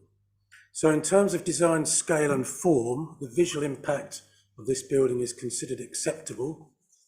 It has been kept down as low as possible while still allowing it to function in operational terms. We do need to get vehicles into the site, so we got it down to the very minimum to allow it to operate and serve its function. It is lower than some of the other buildings on site, some of which have been approved at a higher level, as you can see from the list in the report, where some buildings are up to a height of 12 metres, 11 metres, 10.8. So we've got this down to 9.5, so it will sit a bit lower than a lot of the other buildings on site, but for it to function operationally, we can't get it any lower. The building will be well screened. You've got existing hedging at the front, which will be boosted, and then all the way along the boundaries, you've got hedging, and then you've got hedging to the rear of the existing complex, hedging along Boxted Road. And in terms of the impact within the AONB, you will struggle to see it from the AONB, to be honest. I've been all around the roads, there are masses of vegetation in between, so it's not considered there's going to be any impact on the AONB. The council's landscape officer is happy in this respect, and the AONB team has raised no objections. So visually, the scheme is considered acceptable in this environment. There will be conditions about the finishes of the building, including the colour, and also the implementation of the landscaping scheme. So turning to another important aspect, this covers the highways issues. It's not anticipated that this building would increase vehicular movements to and from the site. It is rationalising what is already on site and making better use of automation. So the process, in effect, is not going to encourage increase in traffic, it'll just improve efficiency on the site. The Highways Authority have raised no objections in this respect. The site is not far from the main road network. The vehicles would come out of the road at this point and go down Boxted Road. Boxted Road is quite good in some places in terms of its width. In other areas there are some pinch points, but in the past there were 2 parking spaces agreed with the Highway Authority which were implemented in 2001. There was a legal agreement in place at that time, and having looked at those passing spaces, they're in a very good place just after where the road narrows, so vehicles are not going to have to reverse significant depths along that highway because there will be the passing places in place. It's not an ideal road, but nevertheless you don't have to travel very far along Boxted Road to get to the main A1134. So I think in terms of rural roads, you're probably not going to find a better link elsewhere, I would say, to be honest. There's probably never ideal rural roads for HGVs, but I would say this is probably one of the better sites to serve a site of this nature with HGVs. We've got good visibility coming out of the access road as indicated, and it's not considered there will be a severe impact upon the overall highway network, and that's one of the tests that NPPF paragraph 1.5 indicates, that we should not be refusing development on highway safety grounds and on highway grounds if there is not a severe impact on the overall highway network. Turning to residential amenity considerations, the scheme is considered acceptable in this respect, subject to the detailed conditions as outlined in the report, and these conditions will include the hours of delivery and the use of the building, boundary noise levels, no openings on the elements of the building facing the residential properties. So that's along this boundary here to the rear of the building and along the elevation of this building here. There'll also be a condition about odour control and also lighting. So we will want to see any external lighting. It will need to comply with the rural lighting criteria as outlined in the condition. It's considered to be far enough from neighbouring properties to avoid an overbearing impact. It's off the boundary, extra screening, and then you've got the dwelling located here some 100 metres away, and then the other dwelling here some 150 metres away. So there wouldn't be a loss of light to the dwellings. It's likely the dwellings could view the top of the building at some points, but there is not a right to a view over neighbouring property, to be honest, so we can't refuse the proposal on the grounds that you might see some of the roof of the building. So turning to the other issues, there's not going to be a flood risk, and there's a condition covering that. There is also a condition covering wildlife, and the Essex Place services are happy in terms of impact upon wildlife, and there will be a wildlife enhancement, and trees and vegetation will be protected, and there will be extra planting to meet the requirements of canopy cover. So subject to these conditions, there is a recommendation of approval. There is just one slight amendment to one of the conditions, which is condition 15. So that should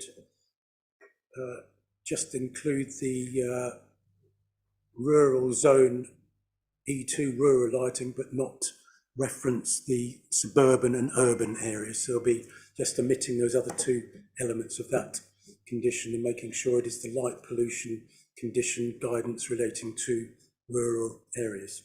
Thank you, Chairman. Thank you, Chris. And now we move on to the public speakers. So the public speaking against, please, can we have Colin Leake? Thank you, Colin. You have 3 minutes. The bell will go after 2. To warn you have 1 minute left. We'll start when you press the red button.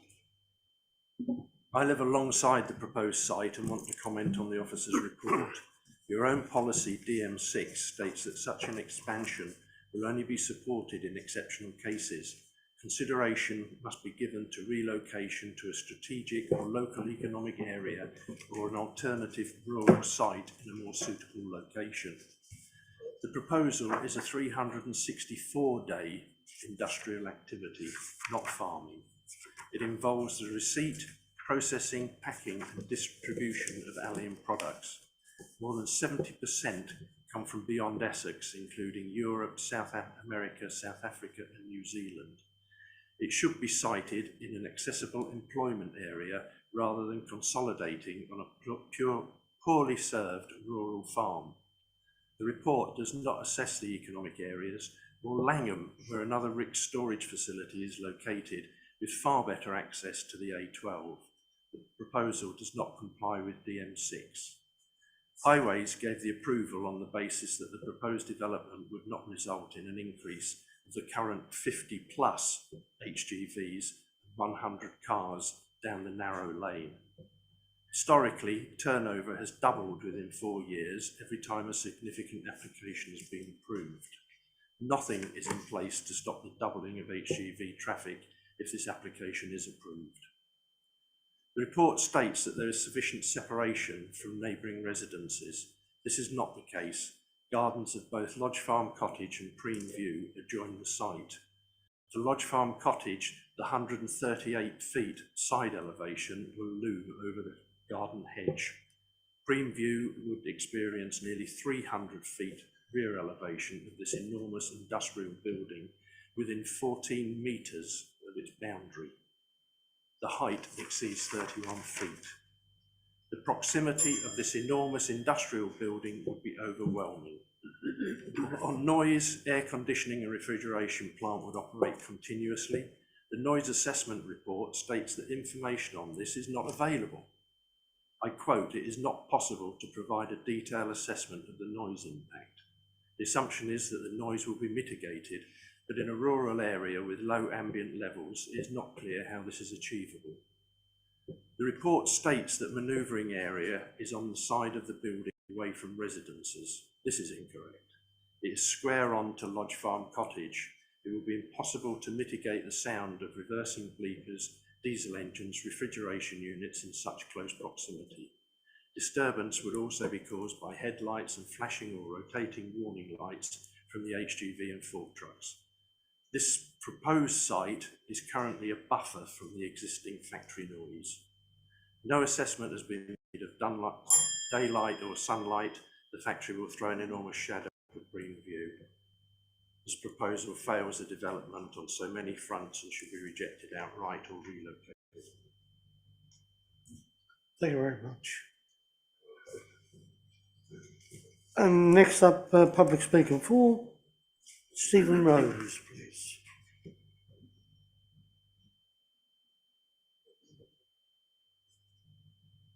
You have the same rules applied to you. You get 3 minutes. The bell goes to warn you have 1 minute left, and we'll start when you press the red button. Good evening. This application is for the construction of a new onion processing facility, which will replace the existing facility. So why is it needed? It's all about onions and the ever-increasing demands and desire of consumers and businesses not to peel and chop their onions. They would rather their onions came ready processed from a hygienic, food-safe environment, peeled, chopped and ready to use, than chop them themselves. It's the same onions, they're just going out in a different form. Much like potato oven chips and bagged salads. It's also required for greater automation to reduce the costs of production and consequently costs to the consumer.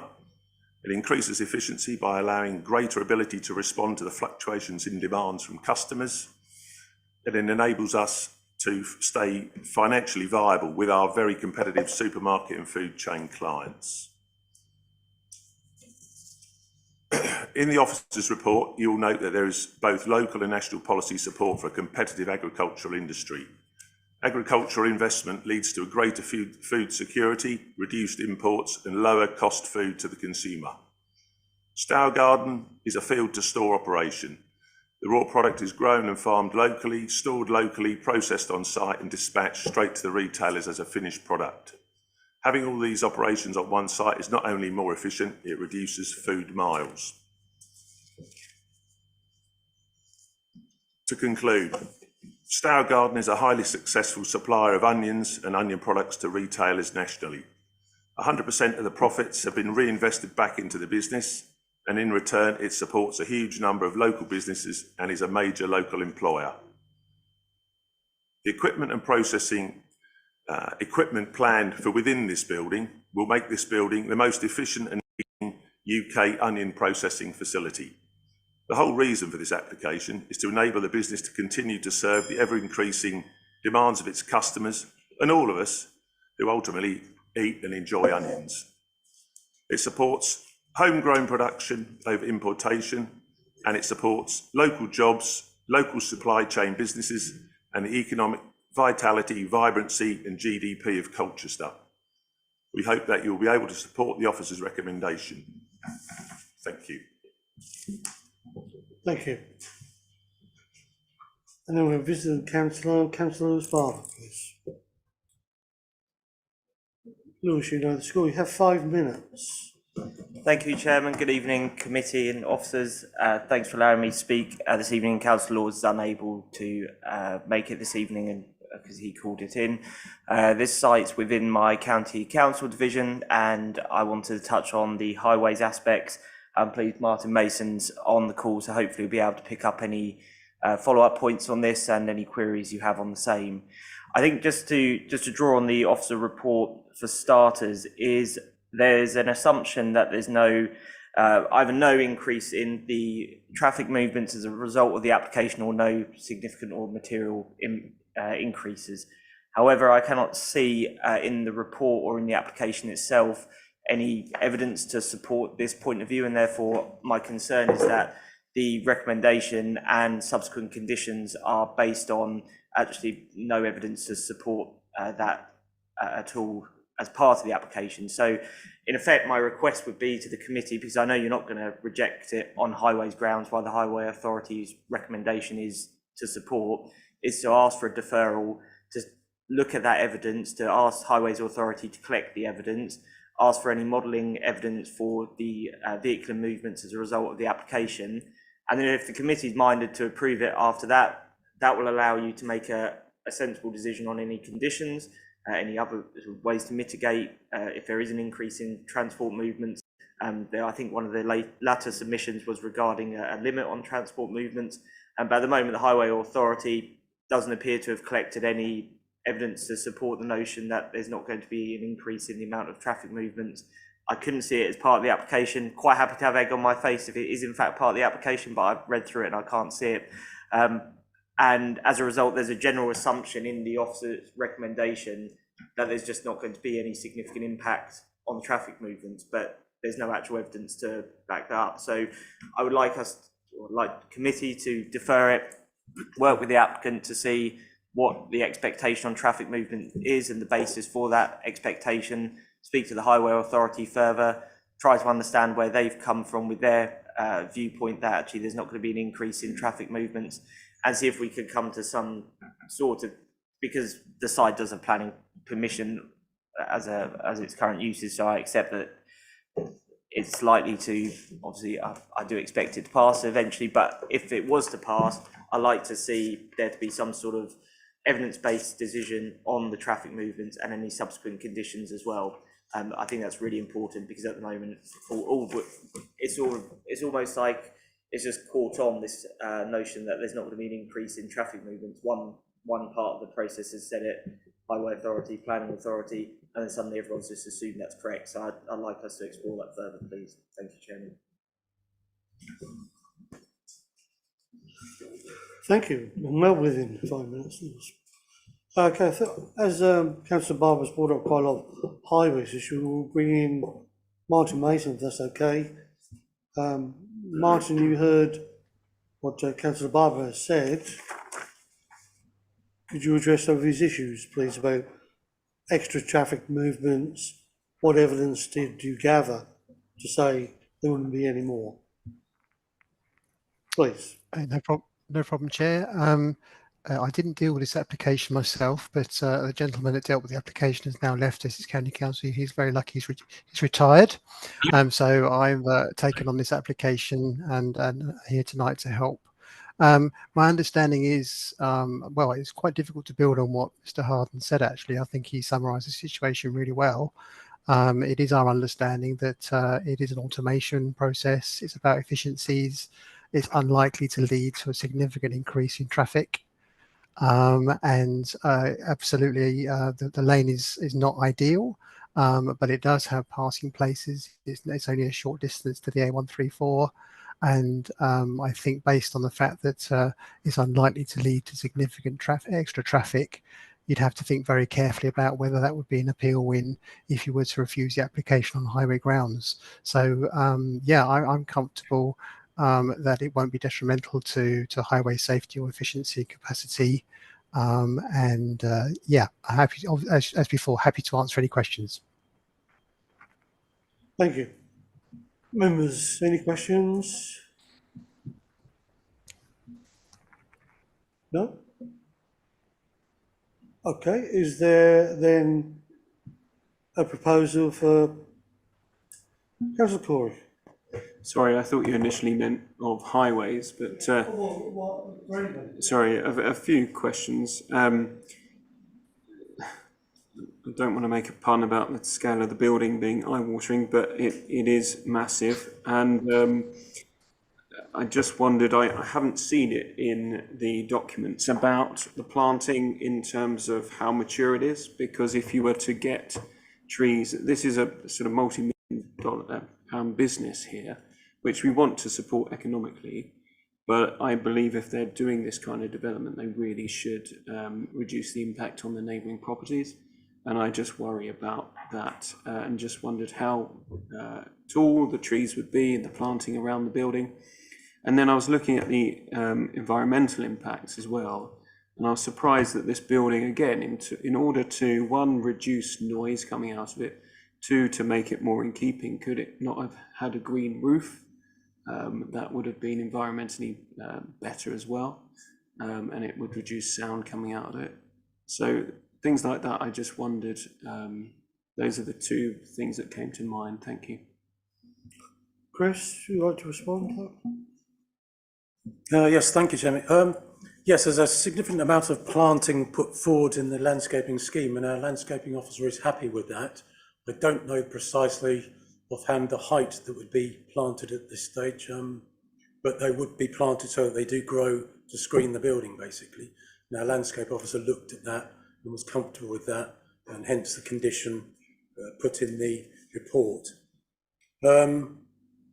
In terms of reducing the impact about the height, it can't go any lower. It's the height of a tall two-storey dwelling, basically, a bit taller than that. So two-storey dwellings are often 8.5, 8.8, and this is 9.5. So you're talking about a metre higher than a two-storey dwelling. And given that it is off the boundary, then it's not considered that would be overbearing in terms of the neighbouring properties. In terms of a green roof, I presume you're meaning sort of a planted roof.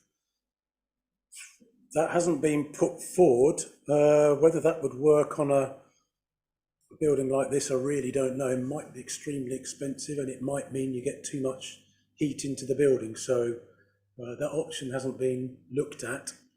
That would make a lot of difference. Visually, I don't know.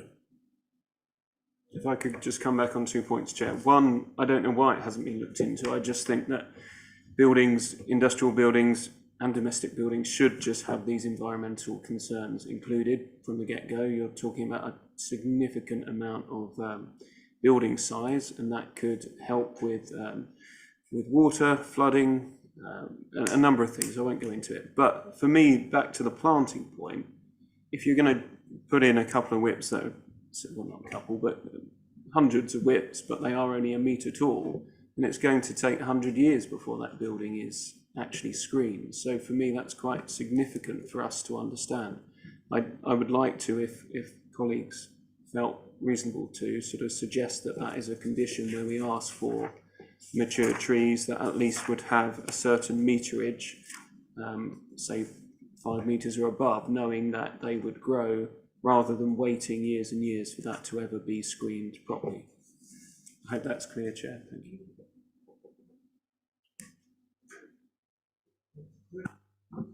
Yes, Chairman, we could look at adapting the landscaping condition to ask them to provide the precise details of that, to make sure that, you know, we can get to a certain level of higher planting, you know, that we can expand the landscaping condition to get more details on that point.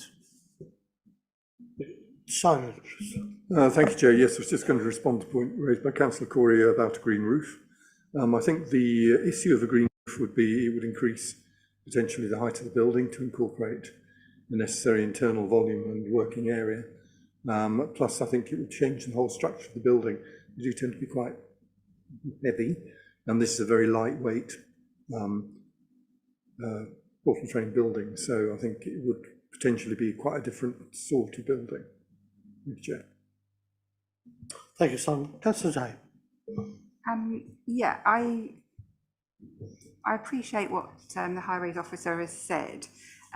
However, my thought process is that this will increase efficiencies, increase productivity. So you wouldn't invest that amount of money unless you're looking to, you know, improve your business.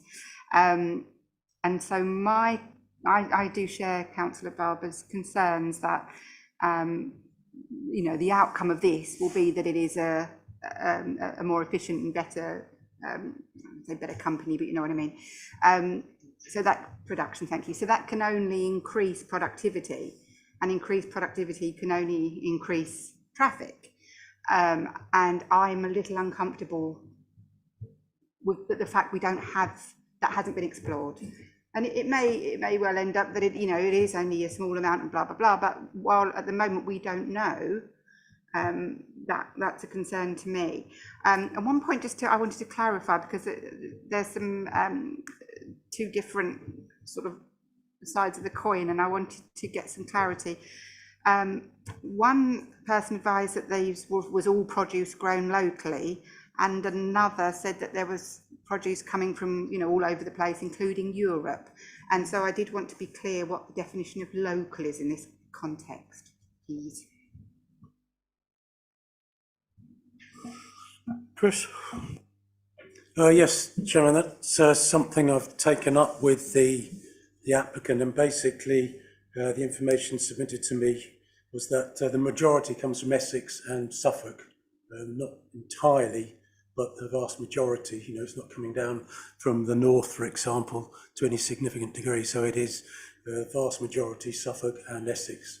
That I said to him, you know, what is the definition of local? And it's wider than it used to be many years ago, where you just have the adjoining field where you'd bring it in. But local, in his view, is the Essex nearest to the site and Suffolk nearest to the site, basically. Yes. And with the traffic situation with the highways, when I worked for a living, when we increased our supply of fax rolls, say we got from Holland, they never sent 2 lorries, they just put another trailer on the back of the other lorry, so you only have one trip, because it cost the haulage company more money for more fuel. So they got over that by having a double trailer coming in. But that was the Dutch, they're quite clever people, and good drivers as well. Any more questions? No to anybody? Are we ready to go then for a vote? So the application is for approval. Were there any conditions you wished attached in there? Councillor Corey. The condition I said about planting, if that can absolutely be written in, please, I'd be more comfortable. And that was fast growing larger trees? Yeah, larger trees, so that actually it gets screened from the beginning or close to the beginning. of the application. Eucalyptus would be quite nice to go with the onions. Whatever's natural and native to the area as well. Okay, that sounds quite good. Is that possible to include, Simon, Chris? Yes. Yes, Chairman. I think what we'd do it, we'd word it that precise details of landscaping, notwithstanding submitted details, shall be submitted to us, and potentially we could add an informative saying we'll be looking for some of the planting to, be mature, so that there's a height relatively quickly, basically. There was one comment I should have brought up. Councillor Laws made in his call-in statement, and that was the effect it has on light for the area of natural beauty. I understand it's not in that area. Is it quite close, or is there an effect in there we should be worried about? It's some way from the AONB, and we've got a condition about agreeing lighting to accord with the rural standards. I can't see, to be honest, there's going to be an impact on the AONB, having driven all around the back of the roads lead from the AONB, and with this lighting condition, I can't see there's going to be any impact, to be honest. Okay, thank you very much. So, with those conditions with the trees attached, are we ready to vote for approval with the trees? Roberts? I need a proposer and a seconder. Councillor Hogg, you have to propose, and Councillor Jackie McLean has to second. You propose, and you just want to ask a question. Go ahead, please.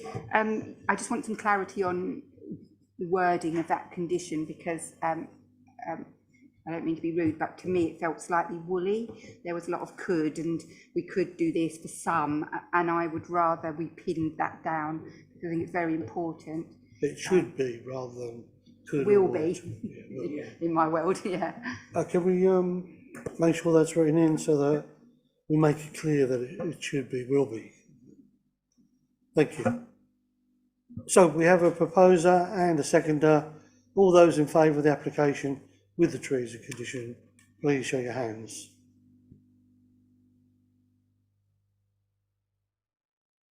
Seven. Those against? Those abstaining?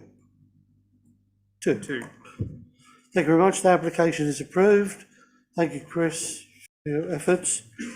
Thank you, everyone, for turning up for the application. Do you want to take a break?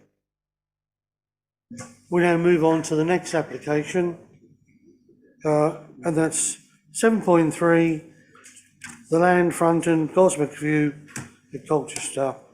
This is up for approval, subject to conditions and the prior completion of the necessary unilateral undertaking. Presenting officer is John Miles. Councillor Coyce, we need to be all here, we'll leave until Councillor Corey comes back. He's a sub, so he's not used to our strict regulations. He gets away with it. Thank you. And we're also having the change of officer. Matt is changed over from Robert Carmichael. Welcome, Matt.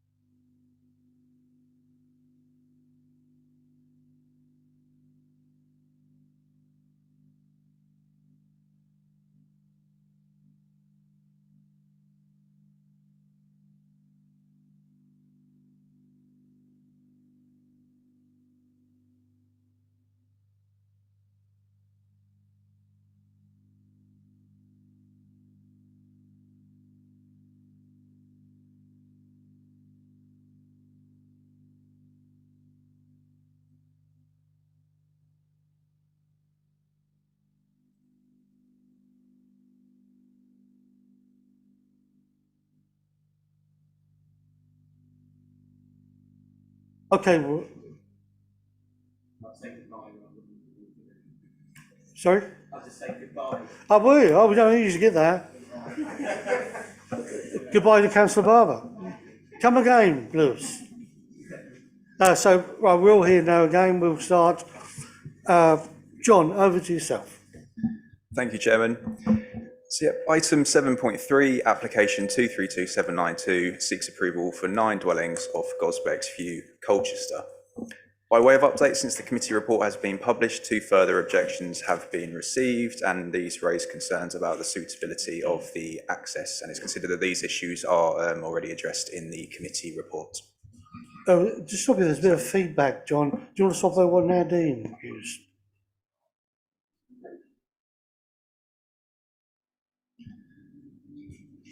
Thank you. So, sounds better. I'll start by going through the site history. So it is important to note that this application is a resubmission of previous application 231402, which concerned a similar proposal. The previous application was considered by members back in November, following a call in by Councillor Sam McCarthy. The previous application was deferred at the committee meeting in November for further consideration. That's primarily around access and including whether access via Knoblin Way would be possible. Following this deferral, the applicant lodged an appeal against non-determination, and that application is therefore currently being considered by the Planning Inspectorate. The applicant has, however, subsequently submitted this new application. In terms of the new dwellings proposed, the application remains as previously proposed. There are, however, notable changes to the scheme in response to member concerns. This includes several amendments in respect of the proposed access, and I'll go through these changes in a bit more detail in a moment. So, more for refreshing than anything for councillors who were previously here. This is the location plan, site edged red, and it's important to note that the site forms part of the residential allocation, which is known as Land at Goscotes Phase 2 under policy SC1 of the Section 2 local plan. The application, if you can see my cursor, is up here at the top left-hand corner. Members will note the green strip to the east of the site, and this forms part of the scheduled monument known as Goscotes Iron Age and Romano-British site. Contextually, there is existing residential development to the north, some of it already accessed off Goscotes View. We have residential development to the south, which includes the remainder of the SC1 allocation, which is currently being built out, having been granted permission in 2020. And then there's a mix of industrial, commercial development to the east, including the Lidl supermarket just off the roundabout. This is the proposed site plan, and as with the previous application, 9 dwellings are proposed with a mix of 2, 3 and 4 bedroom houses and bungalows with associated private amenity space and parking. As outlined, notable changes have, however, been made to the proposed access arrangements. Just to highlight some of the highways works proposed, highlighted in red and blue. The works proposed include an additional new passing place, that's above and beyond the 2 which were previously proposed. There are now a total of 3 passing places proposed along Goscotes View, shown on the screen now. There's also proposed to be a new 1.2 metre pedestrian footway along Goscotes View, which ultimately links up with the existing footway at the junction with Goscotes Road. There's also a additional communal visitor parking space, or there is a communal visitor parking space now proposed to the centre of the site. And these works are also in addition to the previously proposed informal pedestrian crossing at the Bellmouth, where Goscotes View meets Goscotes Road. And further to this, the scheme also includes a new size 3 turning head within the site, and it's understood that under adopted highway standards, a turning head of that size and specification is considered suitable to serve larger vehicles, such as fire rescue tenders.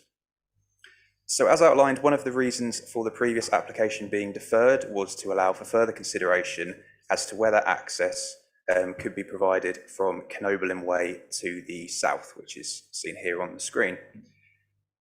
In regards to this, the Highway Authority have since confirmed that from their perspective, access via Knoblin Way would not be supported, and therefore the only option is access via Goscotes View. I have included verbatim in the committee report further comments from ECC Highways, which addresses that matter in some detail, referring to their own development management policies and the rationale for the position that the Highway Authority have taken in that access cannot be provided via Knoblin Way. And Martin Mason is also kindly still in attendance to answer any specific highways related questions. In terms of parking provisions, a minimum of 2 off-road parking spaces are provided per dwelling, including policy compliant garaging. Including policy compliant garaging, a majority of dwellings are actually served by 3 off-road parking spaces and therefore benefit from on-site parking for both residents and visitors. In recognition that there are 3 plots that don't have that additional 3rd parking space, an unallocated visitor parking space has now also been proposed to the centre of the site, if you can see my cursor there. And it's considered that those provisions, especially in light of the sustainable location, they all are also in compliance or excess of our adopted parking standards and are therefore considered acceptable. The provision of suitable cycle parking facilities can be controlled by condition. So in terms of the design and layout, as discussed at the previous committee meeting, the scheme has been designed to ensure that dwellings achieve meaningful frontages onto the Scheduled Ancient Monument to the east, Goscotes View to the north, and Knoblin Way to the south. I'll go through quickly some of the elevations, which you may be familiar with. So plot 1 and 2, bungalows of traditional forms and materiality, facing brick and slate, and there's also a number of welcome design features to the properties. This is one of the 2-storey dwellings, again, traditional forms and detailing. This is the 2-storey dwelling, which effectively looks to turn the corner. It's considered as quite a responsive solution to the issue of needing to achieve that meaningful frontage onto the Scheduled Ancient Monument, but also Knoblin Way. This is another one of the 2-storey dwellings. Again, nice details. This time this property is rendered. And these are the remaining bungalows. And in addition to the detailed design features, which you can see on these drawings, Condition 4 is also worded in such a manner as to secure additional detailings to plots 7 and 9 in the form of exposed raft affixed to plot 7 and additional brickwork detailing to plot 9 to further enhance the site character. This is the garaging. And taken as a whole, it's considered the scheme will achieve a good level of design and is policy compliant in terms of consideration against our relevant design policies. I'll go through some site photos. This is looking over the application site facing northeast. You see Knoblin Way there on the right. Goscotes View is behind that vegetation to the left. This view of Knoblin Way. You can just about make out the Blaw's home development in the distance, the rest of the SC1 allocation. Slightly different view over the site looking northwest. Another view over the site looking north. A view down Knoblin Way. A view of the SC1 allocation, the remainder of it, the Blaw's home site being built out. A view of the roundabout where Knoblin Way meets Goscotes Road. You can see the Lidl Enterprise in the distance.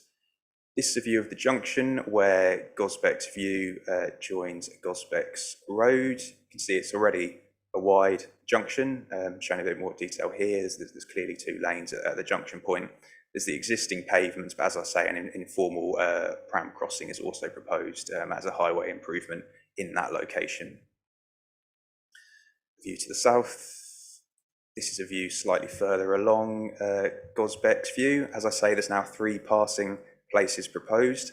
If you look on the right, that's probably approximately where one of the passing places will begin, clear of the trees though, because one of the important aspects of the proposal was to ensure that while these highway improvement works were considered desirable, not to sort of negatively impact what is a lane with quite a rural feel currently, so it's to look to retain those natural features. It's another view further along Goscotes View. You'll note there is quite good visibility. It's not completely straight, but you can see for a fair distance. And opposite that existing access to a residential property is approximately the position of the second passing place. So there's not a huge distance really between those first two. And this is a view slightly further along again, third passing place proposed, probably roughly between where those two trees are seen on the right, again, not far from the second passing place. A view slightly further along, this is on the right-hand side, bottom right-hand side of the screen, not far from where the new size 3 turning head is proposed. It's a view looking west, the remainder of Goscotes View. Goscotes View ends where those bollards you can just about make out are on the right, and there's further bollards on the left. It provides a cycle link through from the left to the right, so avoiding Goscotes View. That's a view along that shared pedestrian cycle link, and that's the other pedestrianised section that links round the corner to that area. It's a different view looking east along Goscotes View, application site right. Another view of the application site, another view from right to the end of Goscotes View where it's pedestrianised, and a view of the roundabout near Canoblin Way. Again, just a view of the southwest corner of the site. So if we end on the site plan, just as a quick summary, in conclusion, the application proposes 9 dwellings on what is an allocated and sustainably located site within the settlement boundary of Colchester. While the development will change the character of the site itself, it's considered the proposal as before members and subject to the conditions outlined will integrate successfully with the surrounding area, including in terms of the scheme's relationship with heritage assets and the existing landscape. Issues of highway safety and access have been carefully considered, and taking into account the works proposed, including the increased number of new passing bays, the new turning head, new informal crossing, and the now proposed pedestrian footway. Subject to conditions to secure these necessary improvements, the proposed development is considered acceptable from both the highway safety and highway capacity perspective, and officers are of the view that with the highway works proposed, the proposal actually has the potential to deliver highway safety benefits, and that's something echoed to a degree in the Highway Authority's consultation response. So taken as a whole, officers consider the proposed scheme represents sustainable and policy compliant development, and the recommendation to members is therefore one of approval. Thank you, Chairman. Thank you, John. And now we move to public speakers. In public against, can we have Richard Rayner, please? Hi, Richard. You have 3 minutes, and the bell will go after 2. Or you have 1 minute left, please. Thank you. Right, so hopefully councillors will remain familiar with the previous concerns over this development when it was previously proposed. Since this time, we don't believe there's been any significant changes to make this development more suitable for the area. It's simply a readmission of the deferred application under a new number of a new footpath and a visitor bay. The committee unanimously deferred the last application, stating if this cannot be deferred, then it must be rejected. We acknowledge the need for development here, but not like this. And like this is exactly what's being proposed again here today. The new footpath potentially narrows the lane further, forces pedestrians to walk into the road to avoid the passing bays, previously acknowledged by the committee likely to be used as convenience parking by the residents, since they're directly outside tandem driveways. Do not believe the current garages would count as a third parking space. The footpath will destroy what remains of the trees and hedging. If any hedging regrows, it will block the footpath as it already does on Goscotes Road near the junction. There is no way any oncoming traffic can pass and will still have to reverse up or down the lane. One single visitor bay for the whole development will sadly not alleviate any issues and will surely remain permanently occupied. It will still be impossible to reverse out of the fully occupied driveways on plots 8 and 9 without utilising existing residents' property, which is due to become gated. The turning point being occupied by parking cars aggravating this problem is still an issue. Refuge and emergency services will still not be able to navigate the lane. This has not been addressed. The points about lack of street lighting have not been addressed. We don't see any plans to address the lack of drainage currently causing flooding on the lane. Badges were even previously reported. We don't believe this has been investigated. If it wasn't suitable for approval then, it surely isn't now. Once approved, this mistake cannot be rectified and will cause misery forever onwards. Goscotes View, as it is not a suitable access road. If, despite deferrals, this proposal cannot be changed significantly from this design, containing less plots and with access via Canoblin Road, then please reject it until such times as it can. Thank you. Thank you. And now the public forum, we have Molly Foley, please. Same rules for you, Molly. You have 3 minutes, the bell go after 2.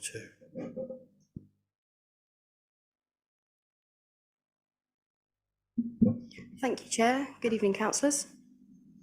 As the application in an earlier revision has been heard before the committee recently, I'd like to highlight the key changes. To note, no objections were raised by the committee other than that of the potential highway impact. Most notably, the scheme introduces a 1.2 metre wide footpath that now runs parallel with Goscotes View. This is in addition to the existing highway. This ensures that all residents, both prospective and existing, will have an improved safe means of travel on foot in both directions. In conjunction with the 3 passing bays, this demarcation will also deter any speculative visitors parking along Goscotes View. 6 out of the 9 dwellings would have 3 car parking spaces each. Every garage is internally 3 metres by 7 metres, which meets the highway standards as a car parking space. There is also the introduction of a visitor space to supplement this supply. Parking provision proposed at this site, totalling 25 off-road spaces, is greater than that found at the Gladiator estate and the majority of the Blore Homes development. This in fact far exceeds the parking standards required of new developments entirely. A point also raised at the previous committee was about the possibility of widening Goscotes View. 2 issues are at play here. Firstly, landscaping. There'd be some removal of trees that have been specifically designed into the scheme, as well as any potential impact to the Schedule Ancient Monument to the south. Any widening, including cycle paths, footways, would eat into the heritage asset where we have worked closely with Historic England to preserve. Turning to the consultation responses from Essex County Council Highways Department, it's been made clear that this is the only access point that is compliant. These policies are adopted with highway safety as the key consideration. The nature of Canoeblin Way being a greater level traffic carrier cannot be connected to. This has been confirmed by the Highways Authority on a number of times, notwithstanding the fact that this would also mean the removal of an existing parking bay for visitors to the archaeological park, removal of existing street lighting and established trees. To summarise, this option has been explored at the committee's request, however, would not be supported either by the local or county council. I trust this will address the concerns relating to both parking and pedestrian safety. Thank you. Thank you. And now we'll take Councillor Sam McCarthy has a statement which Matt will read out. Please. Thank you, Chair. Councillor McCarthy says, "My sincere apologies that I cannot be with you tonight. I speak on behalf of both myself and Councillor Barton. I refer back to our comment when this application initially came to the committee. Bar the inclusion of a small footpath making the road even narrower, all of my concerns remain. This city deserves better. I appreciate that the land will be used for housing, and actually the houses aren't the issue, it's the access. I'm truly staggered, but not surprised, that Highways sees no issue.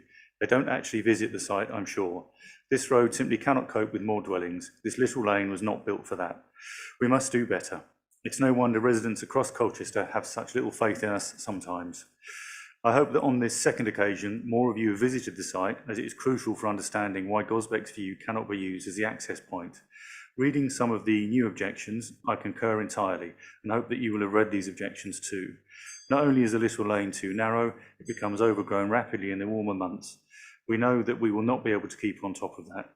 The pathway will become completely consumed. It is not fit for this. Please ensure that the applicants deal with all the concerns that were raised in the first time around. They haven't so far. We need another access point. It's that simple. Thank you, Chair. Thank you, Matt. I now call on Councillor Harris as the resident county councillor. Dave, you get 5 minutes and the bell will go after 4. Thank you very much, Chair, and thanks committee for allowing me to come along to speak. I'm the county councillor for the area.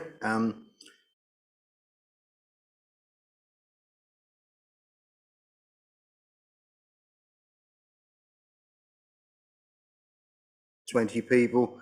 They were and still are concerned over this plan and the similarity to the first plan.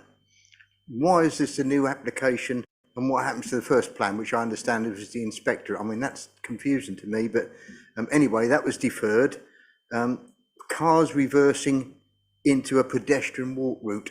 The resident behind me quite right, Richard said, and he quite rightly spelt out that cars coming out of those properties into a public footpath are a concern.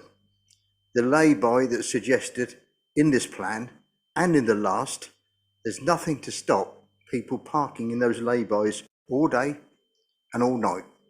I could actually go and park my car there after this development's there if you approve it, and go and leave my car there permanently. Nothing to stop me. That is a problem because it actually curtails the actual reason why you're approving it. What is to stop cars, for example, now on this application, parking on the footpath in this suggested plan? What's to stop me parking my car on a slightly 1.2 metre wider bit of road and parking there because I've got nowhere else to park it? You know what happens with people who park cars? They forgot they get legs sometimes and walk a bit further. Now, the hedge cutback that was referred to also is temporary. It will grow. There are farmers in the room, I know, and things grow, and they will grow with the seasons, and it grow back if it's not maintained. So what's to stop, after the development is in place for a year or two, that footpath actually being completely renovated and back to nature, as it were? The only option local people see, and Councillor McCarthy, I'm referring to some of his words, the local people only see the option is to reduce the development of plots 8 and 9 and have access off the main Camluden Road or Temple Road or somewhere else. Listen to the residents is what I feel we should do. We should listen to what Richard had to say, and the residents have told Councillor McCarthy, Councillor Barton, myself and others that this is a step too far. This wasn't built for, this rural lane wasn't built for this stage of development. So I'll rest there and hope that you can find it in yourself to either reject it or, if you could explain about the fact that we've got a planning inspectorate looking at another plan. What happens if that's approved while you look at this one? I'm very confused about that and what we do. It seems to be that we've got to make a decision one way or the other, and my decision on this is to reduce the overdevelopment, what is seen as overdevelopment, and address some of the residents' concerns to make this more acceptable. Thank you, Chair. Thank you, Dave. Actually, might be the right time to clarify the situation with the previous application. It's still ongoing, I believe, and has been looked at by the planning inspectorate. Could you clarify that to committee, please? Yes, so following the application being deferred, if a decision is not made within the prescribed period, the applicant has the right to appeal non-determination, which is what has happened in this instance. So as I say, that application is currently with the planning inspectorate. We don't have a start letter yet, so we don't have an idea of timelines for that, but at this stage, that is a live appeal that has been validated and will therefore be considered in due course. And as I say, the applicant has that right to make that appeal if we don't make the decision in the prescribed time period, which is what happened with that application. As I say, they have, however, come back in with this application. This application does make a number of changes which officers consider are significant in highway safety terms. Point of clarification, it has been discussed a couple of times now, but no, the footway is not anticipated to narrow the lane in any way. So this is additional area above and beyond what is the highway area currently there. At the moment, it is mostly sort of a bumpy grass verge, so potentially could be walked on, but it is certainly not as safe and a usable pedestrian route as the footway, the pedestrian footway, which is now proposed. I think we do have to be mindful of, it was historically a rural country lane. The idea is, and the aspirations and what it is considered this scheme achieves is a careful balance between retaining that rural verdant country lane feel while ensuring there are suitable provisions for highway users. And it is considered that this application, as now before members, strikes that balance well in that it provides what it must be noted are additional, is additional infrastructure. At present, the lane is walked down, it is understood, it is used by vehicles, and there is no formal footway there. There are no formal passing bays. So while it's recognised that this application will result in an increase in vehicle movements along Goscotes View, I think it is important to note that that is in conjunction with these improvements that will provide a footway where currently none exists, that will provide formal passing bays where none currently exists, will provide that new turning head and will provide that informal pram crossing at the junction. Notwithstanding that, it is important to note as well that it is a road, it's not a public right of way. It's appreciated, it is quite well used by pedestrians, but as I say, it's a road first and foremost. But equally, I mean, it's anticipated that part of the attraction for people to walk down that road is that rural, country feel. It's an attractive lane. So to rip out all of those natural features to get a wider road, it's considered would to a degree be counterintuitive, because then you probably wouldn't have that demand from pedestrians. And it is worth noting there is an alternative pedestrian route effectively that runs parallel with Goscotes View, which is Knoblin Way.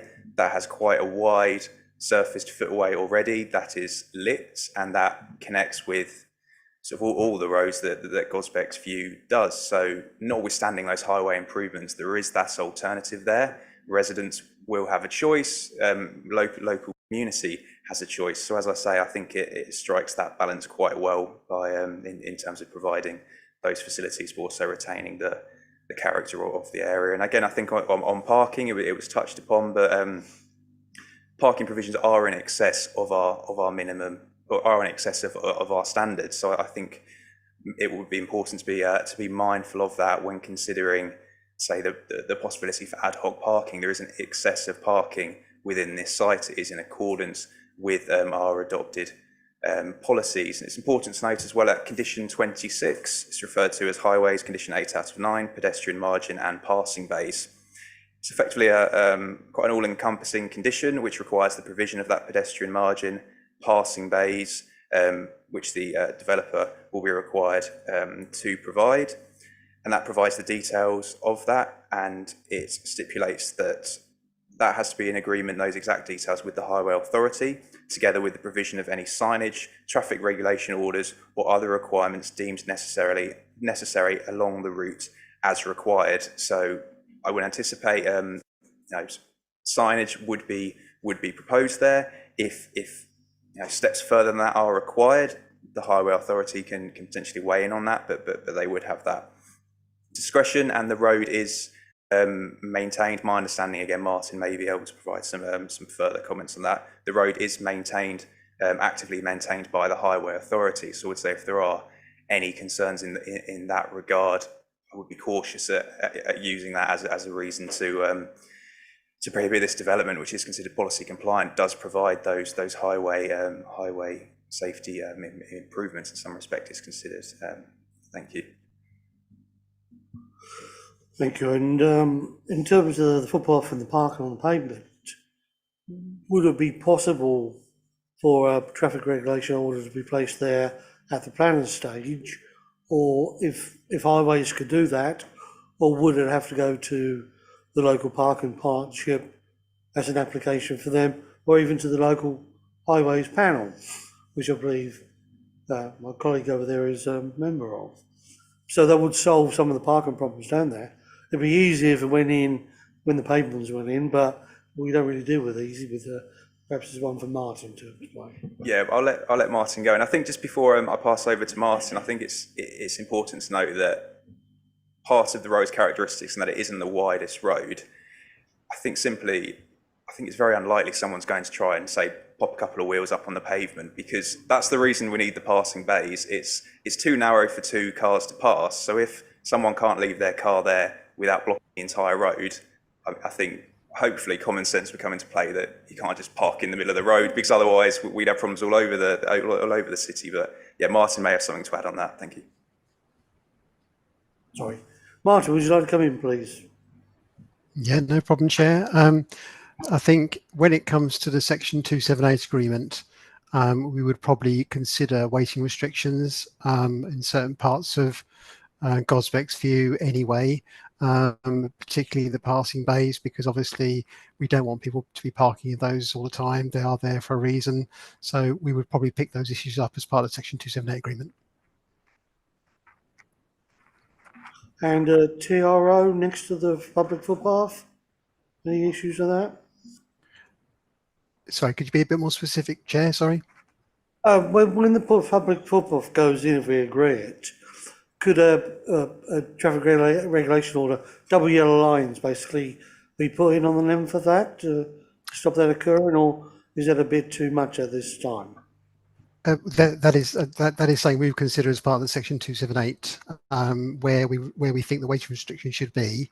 We could consider alongside a new pedestrian margin if that was deemed necessary at that stage. I think top priority for us at the moment is to protect those passing bays. Okay, thank you. All right, members of the committee, Councillor Corey, you're the first again. It's on the ball tonight. Thank you. I wanted to get in first partly because I've been talking with Councillor Barton and wanted to make sure all of her views were put forward. So Councillor Barton does not support this application and feels that she wanted further exploration of the highways junction to the south on Canooglan Way, and feels that that has not been sufficiently explored. The present site entrance is too narrow and unsafe and inadequate. And I think that the balance of trying to keep this a country lane, it's not a country lane anymore. It just isn't. And with this development, it won't be. So she feels it's not going to work on that basis, and isn't supportive of it, and is a long-standing councillor in that area, so knows the area well. I also think the resident spoke very well and brought up some of the issues. Sadly, I wasn't here for the last application to know all of those issues then. And looking back to Councillor Barton's points, I understand the policies from ECC have been put in and I've read those, but the same situation could apply to Goscotes View in terms of its proximity to the roundabout with Liddell, the proximity to the junction. There's a couple of other entrances and exits near to and opposite Goscotes View, whereas the entrance and exit where it says private drive at the south of the site onto Canooglan Way could be just like Goscotes at the other end, but a bit safer, and provide a two-way entrance rather than a one-way entrance. So again, going back to the country lane feel, I think that's already lost, and trying to preserve that is not helping here. I do think parking on the pavement would be an issue, so I agree with you, Chair, and I would actually say, can we condition that, as Martin Mason has advised, but actually condition that yellow lines go in straight away, because as much as I'd hope, as John says, common sense prevails, we know that often it doesn't. Takeaway vehicles are much more prevalent these days. They park, could be for 30 seconds, but it's 30 seconds too late if an ambulance is coming. So those issues, I think, are key. One thing I wanted to bring up is what's happening to the rest of the land sort of to the east, where it's the Goscotes purview. What is happening? Is that under the same ownership of the developer, and therefore can that be granted? No? Just wanted to know any clarification on that, please, because I want to make sure that is protected. I mean, it would be protected in the future, but is it not part of this application where it could be gifted to the borough? Thank you. Is that the Brewers side? Over to you. Sorry, was that immediately to the east? Sorry, Councillor. Yeah, the scheduled ancient monument. So yes, I can't say I know for a fact who owns that, but that is scheduled ancient monument. So it's effectively sterilised for any development because of its scheduled ancient monument status. Historic England have tight controls and protection on that, which is why when I showed it earlier, it's effectively cut out of that red line of the allocation, because the idea is that remains open. That's the scheduled ancient monument. That's why the dwellings face it to respect its significance, the line of the old Roman road. If it's okay, Chairman, I'll let Martin come in first on the highway matters, and then I'll cover anything when it touches upon wider planning considerations. Thank you. Thank you, John. Councillor Corey said, could we do that as a planning condition, put in the double yellow lines when it went at the same time as your weighting restrictions? Is that possible? Thank you, Chair. I would advise against doing that because the weighting restrictions require a traffic regulation order, which is subject to a separate statutory process and consultation. So unlikely, but it could fail, and then that leaves the developer with a undischargeable condition. So I would avoid doing that at this stage. I don't think it's an issue you need to get too hung up about. We're quite good at covering off these issues at the Section 278 stage. I think having WL lines, for example, down the entire length of the road would probably be a bit over the top. I think it's unlikely people will leave their cars in the lane because of its narrow nature. And so I don't think, based on many years of experience, I don't think you need to be overly concerned about parking along the lane. I think as long as we protect those bays, we should be good. Okay, fair enough then. And if that does happen, at least we'll have the evidence for the ward councillors to present to the Park Partnership to have them put in. But it takes a fair old while to do that. Any other questions? Sorry, Councillor Manning, I had you down. And then Councillor Warnes, please. Thank you, Chair. It was mentioned, or it was said, that there is an informal pedestrian crossing. So what's an informal pedestrian crossing? What does it have in law? Does it mean that somebody's crossing the road and a driver comes, a motorcyclist comes up there about 60 miles an hour? Oh, I don't want to stop there, it's informal. Wallop. I don't know what it has in law. You know, it has no value as far as I'm aware. So it's a bit of a nonsense, isn't it? It's a meaningless hit. And I'm sorry, but it doesn't work as far as I'm concerned. Thank you, Chair. I think it's a question for Martin. What's an informal crossing, Martin? Yeah, no problem, Chair. So an informal crossing is, for example, a simple pram crossing where you have drop curves and tactile paving.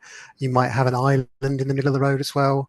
And then a formal crossing is, the correct terminology is a controlled crossing. So an informal is an uncontrolled, and for a formal crossing is a controlled crossing. So, for example, a zebra crossing or a toucan crossing.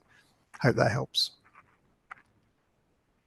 Well, thank you. So it's a drop curb, so you can come to the edge with a pram and just push across the road and try and avoid the speed of motorcycles. Exactly. Thank you, Chair. Thank you very much there. I mean, it's a nothingness, it's meaningless, isn't it? It's a phrase that we throw in to say, look how good we are, we're doing something. We're not. It's rubbish. I'm sorry. Thank you. Councillor Warnes. Thank you. Question for Martin Mason again. Could you just confirm that the footway will be built to a highway adoptable standard? Yes, I believe that's the applicant's intention, is to enter into a Section 278 agreement with us to deliver that footway margin and also the turning head at the end of the road. So yes, that all that would come into the highway as part of the Section 278 agreement. Okay, as we have no more other questions, we'll probably reach the stage where we have to go and make a decision. So it is up for approval, subject to the to conditions and the prior completion of the necessary unilateral undertaking. Is there a proposer and seconder for this application? Councillor Warnes is proposing. Is there a seconder? Councillor Taylor's the seconder. So, thank you. So we'll go to the vote. All those in favour of the application, please show your hands. That's 6, Chair. Oh, 7, beg your pardon. And all those against? 2. And no abstentions? No abstentions. Okay, so therefore that is approved with the conditions as written down on the agenda tonight. Thank you.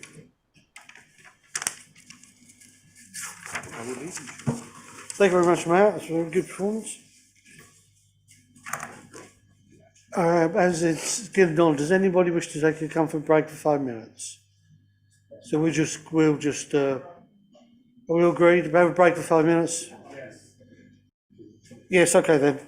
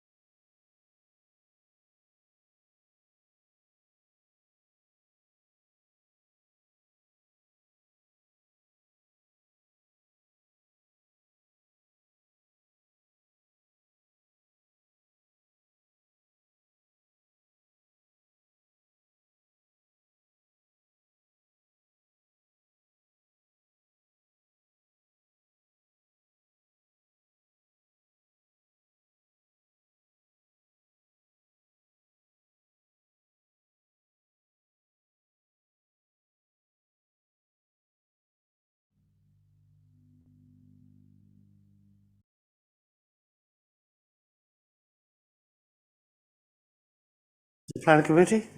We're now ready to hear 7.4, John Castle Way. Presenting officer is Public Morton. Stand for refusal, so over to you, Philip, for round 3, I think it is, of the Great Wall of Colchester.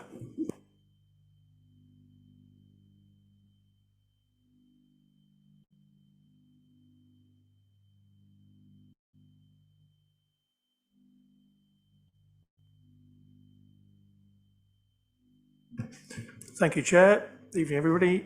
Item 7.4 is a retrospective planning application for the erection of a fence which closes off the pedestrian route between John Castle Way and Bourne Court to prevent documented antisocial behaviour. This was previously deferred by this committee following a proposed compromise of a lockable gate to be secured by condition. The application was called in by Councillor Warren, so the material planning considerations can be discussed by this committee. I'll just run through some slides to show you the area. This is the red line map showing the position of pedestrian route that was secured by the condition of the approved outline permission for development. The next slide shows the positioning of the fence location within that development. The next slide is an aerial photo so you can see the context of the area. Here we have a view from Bourne Court of the fence from a distance, and then closer up, and then view from John Castle Way, and then closer up.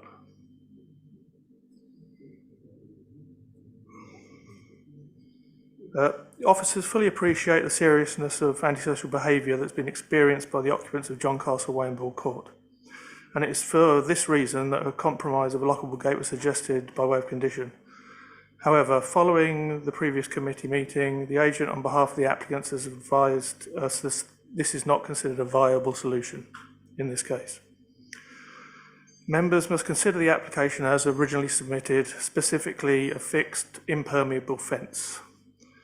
As outlined in the report, there are concerns that closing off the pedestrian route will lead to a demonstrable harm caused by the loss of an accessible link and route which helps provide and promote active and sustainable modes of transport.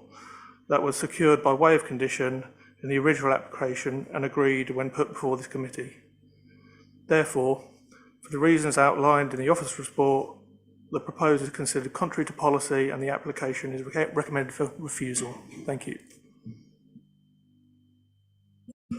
Thank you, Philip. Now we'll go over to the public speakers. We're public speaker against Renee Chivers, please. So Renee, you have 3 minutes, the bell go after 2, warning you have 1 minute left. Thank you, good evening, and thank you for letting me speak to you. I live in Bourne Road, about 200 metres from the fence. I haven't been involved in any of the discussions that took place since the last committee meeting, so I don't know what was said in that, and I felt the need to address you. For 2 years, I used that walk to go through to Daniel Cole Road to visit my elderly father. My wife and I used that walkway through there. Sadly, my father at 95 couldn't come back that reverse route because he couldn't get his mobility scooter around the zigzag iron barriers that had been put along that route. We continue to use it after his death to walk our dog. Now that has been blocked off, we can no longer use it as a resident of the area, and neither can the residents in John Castle Way or Bourne Court.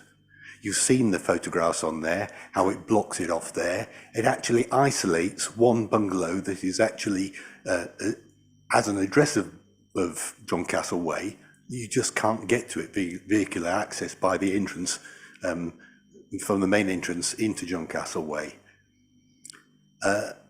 One of the things that was mentioned in one of the comments says the alleyway, when opened, was used as a county lines drug dealing link between Barnhall Estate and Queen Elizabeth Estate, mainly at night. They could move unseen. They had a quick link on foot, electric scooters, cycles, even mopeds. Since the fence was erected, the link has been stopped and has been much better. I accept that with the fence being in position, that any vehicular movement or pedestrian movement has stopped, and so it has for everybody else who wants to use it. What I would say to you is this, is that as a person who walks several miles around the area each day, is that I constantly see people who are on scooters on the footpath riding past me. I constantly see litter. I see problems of people loitering around in the area of Bourne Woods, possibly involved in drug taking, and to say that this area is no different from probably most other areas in Colchester. So the fence doesn't actually stop any criminal activity taking place, it just deflects it to another area. And for that reason, I would ask you to stop that fence being put there and to have it removed, and that any access should be allowed for people who've got mobility issues, to allow prams or things to move through there. Thank you very much. Thank you. And now public speaking we have Ricky Taylor. Ricky, please.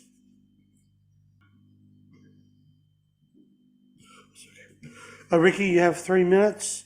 The bell will go after 2. Warn you have 1 minute left. We'll start when you press the button, please. I've lived on John Castle Way for over 5 years now.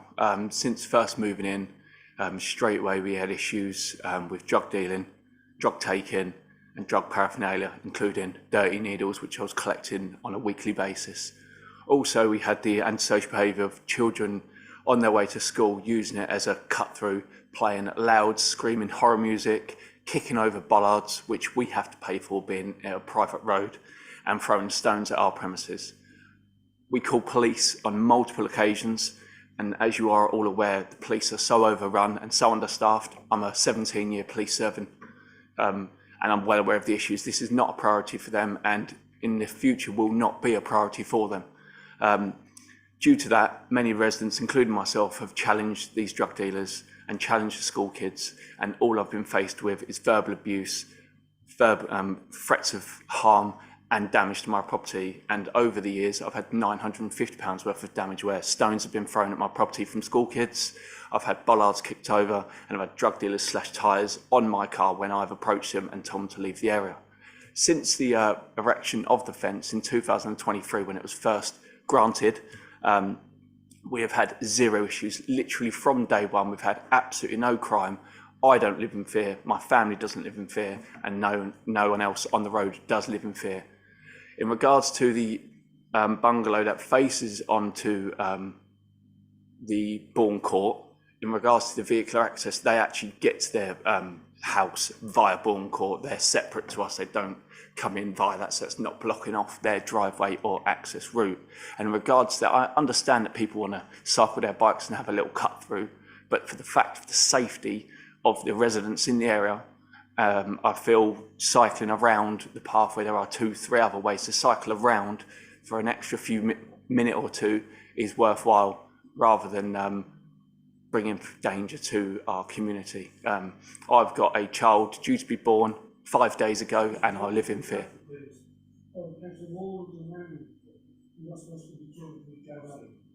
Sorry. No, that's okay, thank you. Thank you very much. Thank you.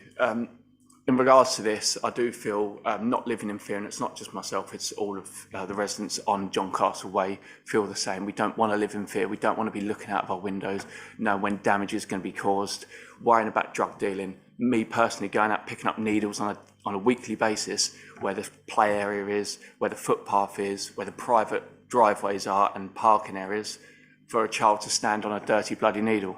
Since this fence has been put up, we have had absolutely zero problems.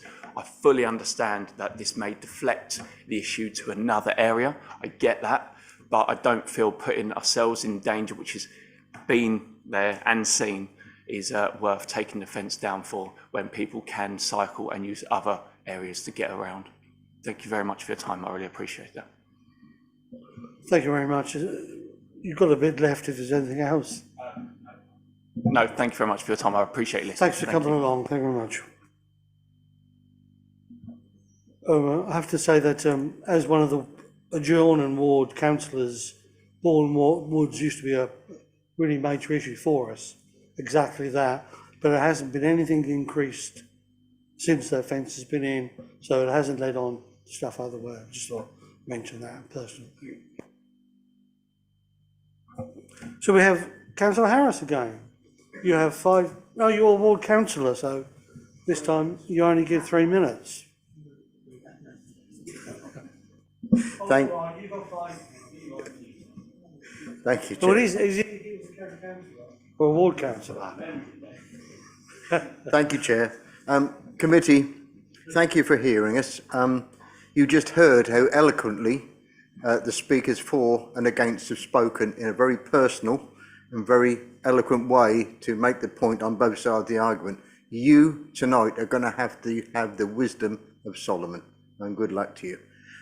In the 80s, I owned a house in Queen Mary Avenue, and my back garden actually backed onto this very site when it was the co-op funeral area. There was, of course, Chair, no access through the co-op site unless you were doing it unofficially and hopping over fences through the co-op land, as there was when this planning application went in to make Johncastle Way. Now, we all know the arguments why the planning application was put in. It was to promote health and well-being for a cut-through. The cycling fraternity, I remember them well, coming and speaking at the committee and arguing for it, for the healthy well-being of residents cycling and walking. So it was put in the plans, Chair. So the condition was added and the plan was made, the development was created. But within weeks, and I mean weeks, of the development of Castle Way being put in place, complaints came in about speeding cycles and even mopeds going very close to the front doors of the 2 bungalows. And you saw from the picture how the bungalow doors are very close to that footpath. So the Johncastle Way Management Company fitted cycle inhibitors. That did cure the problem. It slowed down and made it safer for the residents opening their front doors. But I've had many complaints about antisocial behaviour, abuse. My ward colleagues and I have all had those complaints given to us at meetings on site. Damage to the property in Johncastle Way, damage to cars, theft and bad behaviour. Now, police reports have been made, so incident numbers must exist. And I'm guessing that somewhere along the way, there's somewhere on a list of database, these incidents are there. But on the other side of the coin, committee, I've had many local people contact me as well, missing the walk through. The King George Road walk, they have to walk down King George, up Pownell Crescent, down Mersey Road. It's a longer walk rather than the short cut through. Now, property managers were originally told, Chair, I think you probably know this, putting up the fence was allowed under permitted development. And they were told that wrongly, so it appears. That's why the management company put the fence up. So they put it up because they thought they were allowed to. They were misled. So the committee must balance the rights and the wishes of both sides of the argument here, Chair. Those who want to live a peaceful life in a pleasant development, one of the best developments I've seen for years in Johncastle Way, the right to live in a peaceful way in their own houses, and those who want to walk through a peaceful planned route. I don't think the stopping is the antisocial behaviour. So maybe CCTV is an option, maybe a gated action as was suggested by the planning officer, or some other solution, Chair, that you, as the Solomon stand-ins tonight, can come up with. So you can see I've made a straight bat here, Chair. I've made a straight bat. I've made it completely the arguments both for and against, and I've spoken on behalf of the residents sitting behind me to make sure the residents sitting behind me know that they've been listened to and heard. Thank you very much for listening to me, Chair. Thank you. Thank you. I think I just want to say that we had a member of the public tonight, and his speech was pretty good and outlined everything that we know. And we see the police report with my old hat of public safety boss, as we know, and I remember the crime panel. I have these arguments with the Crime Commission all the time about incidents like this. Police can't respond because there are still not many of them, and they deal with their priorities and they list the priorities. And this, unfortunately, is way down on there. But we have a member of the public turn up who gave some real evidence tonight, and it's quite moving to hear that, and it's what we want.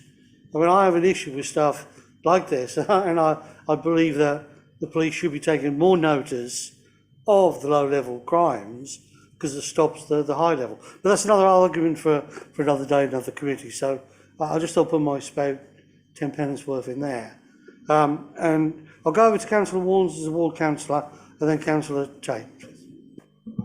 Thank you, Chair. Yeah, all the speakers tonight have outlined the case for and the case against, and Councillor Harris has demonstrated how it is a balanced judgment. We know the history, so I don't propose to go over that again. And although at the last meeting I was blindsided by the officer's proposal to actually negotiate on a gate because we hadn't had any prior sort of notice of it. Upon reflection, I think that does offer the best chance of a compromise. But I do respect that it takes two sides to be able to actually negotiate a sort of compromise. And in any negotiation, both sides have to give something in order to achieve a solution. And the idea of a lockable gate was basically put forward, but I still felt that the concept of an electromagnetic lockable gate, someone who has decades experience in actual housing management, those things do exist. They are possible. They can be put on a timer, so nobody has to go and physically lock it and physically unlock it. They can be connected to a domestic supply, so long as they are separately metered, so the costs can actually be singled out and charged on the relevant sort of management fee. Whilst I recognise the comments from the management company, they don't think a gate is a sort of reasonable solution. It does strike me that the electromagnetic option has not been sort of looked at. And on places where these are fitted, there can be a manual code override, and you often see them on what are called gated communities, and they will have a code, so residents that need to get in after the hours that it locks, they can put the code in and they can get through. So that would prevent a wider public access over the nighttime hours. I agree of what Councillor Harris has said. There was problems with this footway almost as soon as the footway was basically put in. Motorbikes were said to be riding rather than actually dismounting. The member of the public living on John Castle Way has put forward the difficulties they've had in living within the area, and it does seem to be a consequence of a greater prioritisation by the police, and perhaps not the level that antisocial behaviour should have. Whilst we know the public are concerned about serious crime, we also know they're concerned about antisocial behaviour and have been for the last 3 or 4 decades. And we had a debate in the council about why despite the figures of reported antisocial behaviour were going down, most of us felt that wasn't the case, and I feel that is evidence of that, and that's an argument that we as councillors need to take in a different arena to this. So we have to look at the planning application that is in front of us. That footpath cycleway does help create an east-west route for cyclists and pedestrians that can come through from the Hive right through to Shrub End and maybe beyond, as a way of actually avoiding busy roads. So they don't have to go down to Beerchurch Hall Road, don't have to go down to Pownall Crescent, etc., etc. And in terms of access to public transport, the bus service running down to Beerchurch Road is number 63, and that will run early.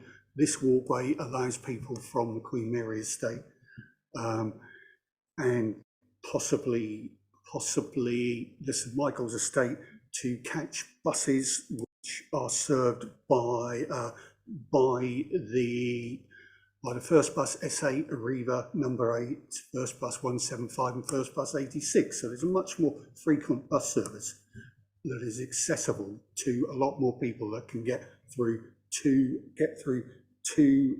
the Mersey Road. So I can see both sides, and I called it in because it got built on unofficial advice, and it had caused controversy, and I felt that controversy was best addressed in an open and transparent way, and that is what we're doing. But I still remain conflicted over it. I can see both views, and it is regretful that a more open mind as to the gate possibility hasn't been taken and could have been progressed in the ways that I have set out. So thank you very much, Chair. I've got a question for you. So your magnetic gate will take a code that could be issued to the Colchester Cycling Club, so they get issued to their members. So if they do use that route, they'll be able to access through it. And residents living in the area, they could also have the code if they want to use that path, but that would resolve some of the issues there. I'll get your access one, because your Beerchurch bus route is fantastic. You can get all the way up to Cherry Tree and all the way to Highwood's Tesco's on your route every 10-15 minutes. They're very jealous of it. Yeah, so that could be done with further thinking, couldn't it? I mean, it's possible. I mean, it depends on whether the committee think there's any benefit in making a further deferral and going back to the management company and seeing whether they're willing to further explore options over a gate that does not necessitate people to have to come down and open it, because one of the fears expressed was that they would become a target whilst they're actually opening and sort of closing the gate. So if the committee felt it was reasonable to go back for sort of one last try, that would be something that I support. But on balance, I can see the views on sort of both sides. And as far as the recommendation to refuse, that leaves me feeling conflicted over it.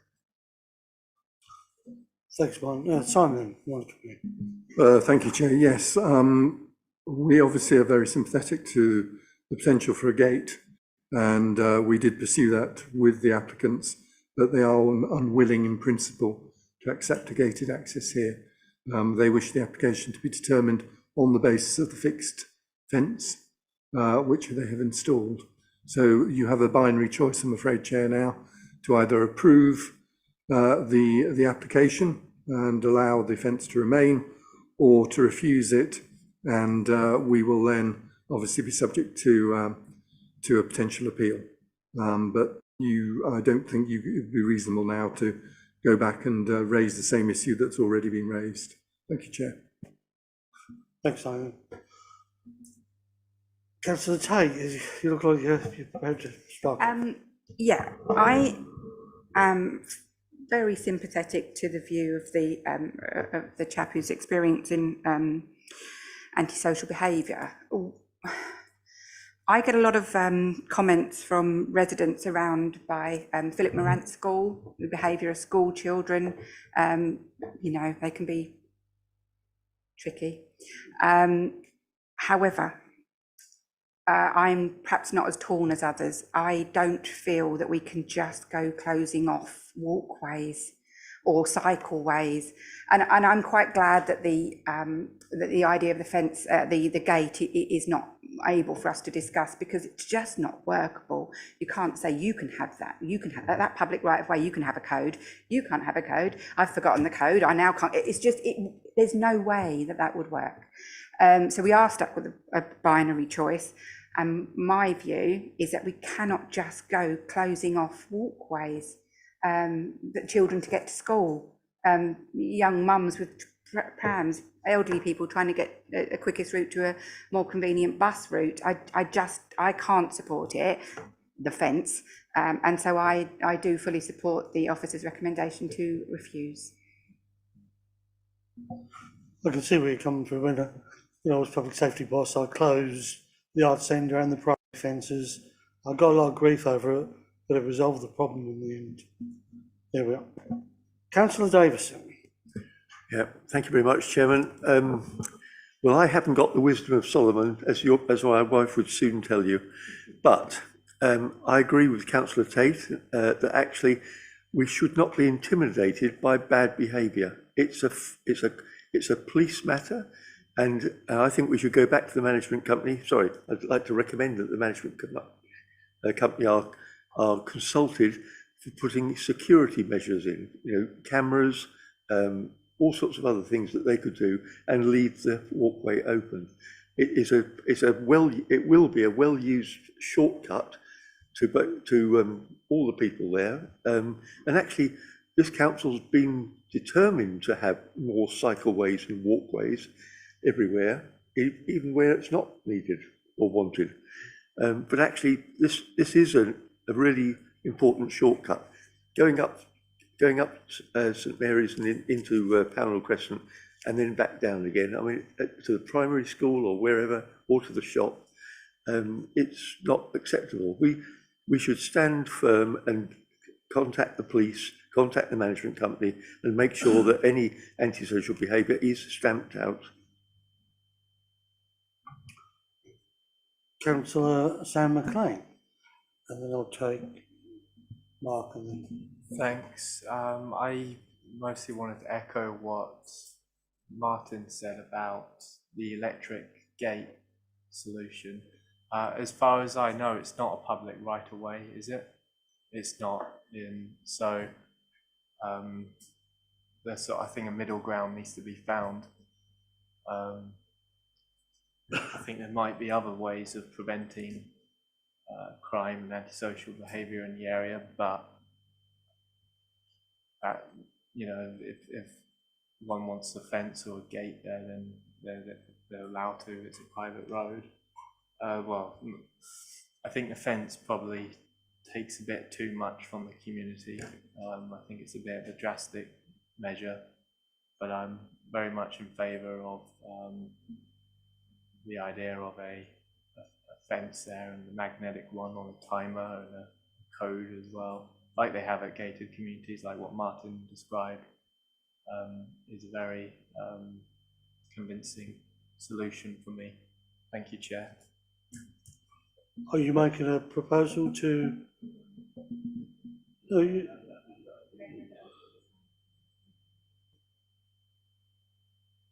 Well, I'm just expressing my opinion, which is what I do in a debate. Very true. We need to go. Thank you. Councillor Corey, and then we'll take Roger. Okay. Yeah, sorry, I did indicate earlier, but I think I was thinking I was talking about the TV only. I was doing both. So I think it's a very difficult situation. I have a lot of empathy with the resident in particular. I have a lot of empathy with the lack of police resources. I think we are going down a slippery slope in this country of not having enough police resources, of antisocial behaviour, and I think there's massive factors that contribute towards that. And I'm a teacher as well, so I understand what it's like for young people. But anyway, we can't address that tonight. I think that I agree with Councillor Tate and Councillor Davidson on the principle. I'm afraid in this country that is the way, the principle of years, that we do have that ability to use paths like this and to not restrict access. However, I do think something has to be done along the lines of CCTV, some form of some way in which we address the antisocial behaviour. So my middle way was going to be, we reject the principle, but can we say that it has to be removed within a set time, say within 6 months or 9 months, which will give an opportunity while that path is currently blocked and not being used for these antisocial reasons, to then develop either CCTV or whatever other solution there is to protect the residents. I'm saying on principle this should not happen, but due to the understanding of the issues, is there a way of saying this is refused, but there is a time period by which it should be removed, and therefore giving the property management company time to deliver a different solution? Thank you. Simon. Thank you, Chair. Yes, we can, on your instruction, make it clear that we will not take enforcement action for its removal for a certain period of time. That could be 6 months.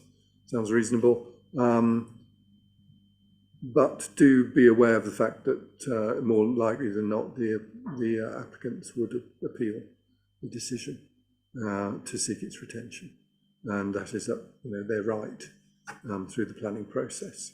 They would not require, in all probability, permission to erect CCTV. So in the event that they were successful with their appeal and retained it, obviously they wouldn't need any further provision.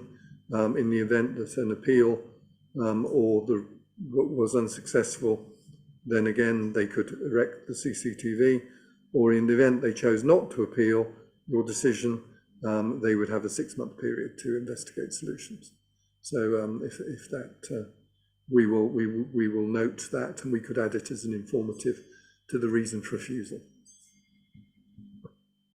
So that would be my proposal, Chair, to reject, but ensure there is time in which they can investigate other solutions.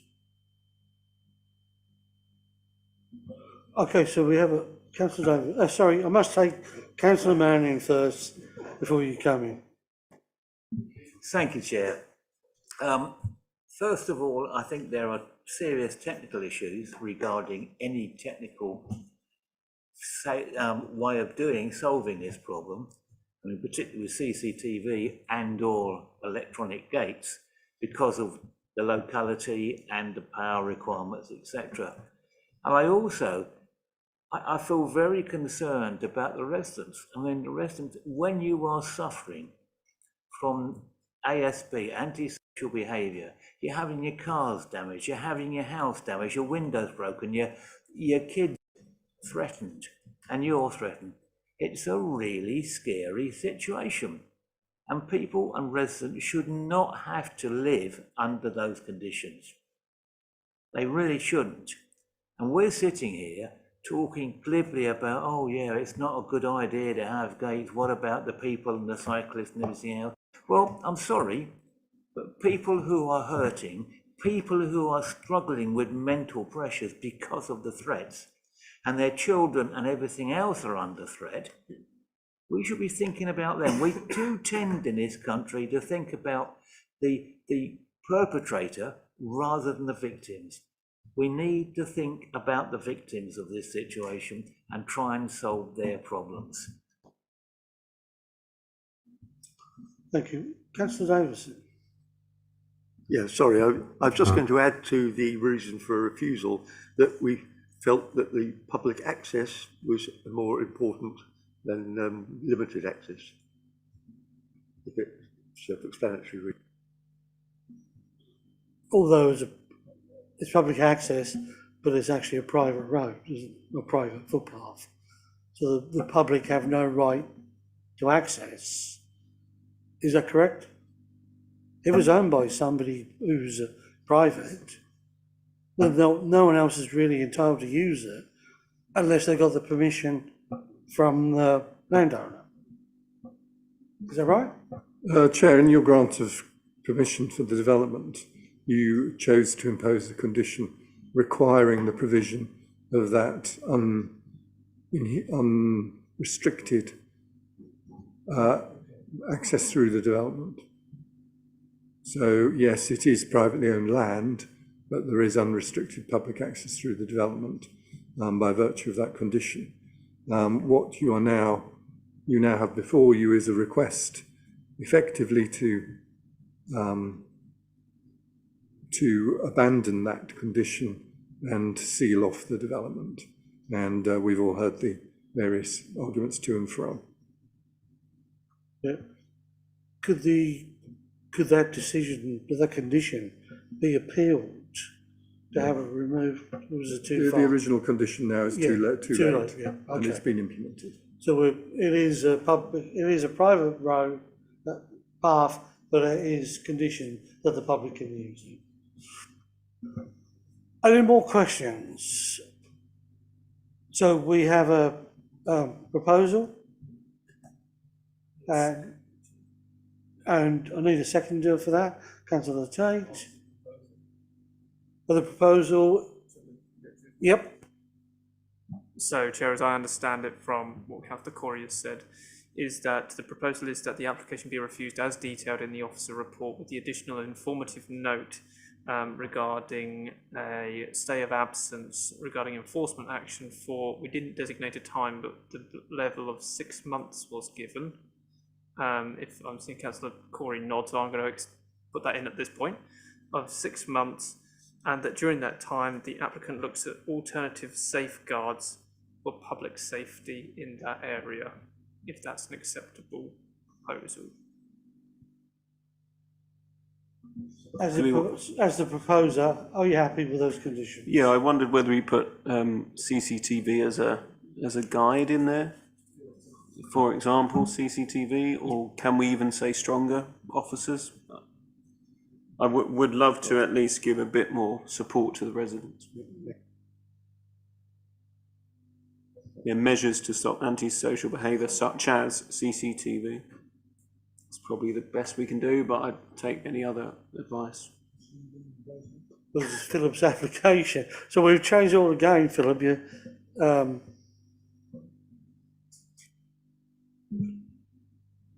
Yes, we can say, I think it'll be obvious, but I think we can say measures to provide additional safeguarding for public safety, including CCTV.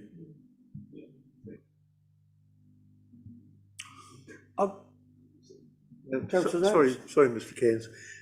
I just feel that by giving reasons, we're concerned about public safety, understandably. That, for me, strengthens their right to appeal law. Whereas actually, if we also state that we believe the public access is more important, or is more important to maintain, it justifies why we are looking for alternative ways to secure the safety. Does that make sense? I'm not sure it does, Chair, to be honest. I think the condition is, I think the reason of refusal is fairly clear, and implicit to that is that it's about maintaining public access.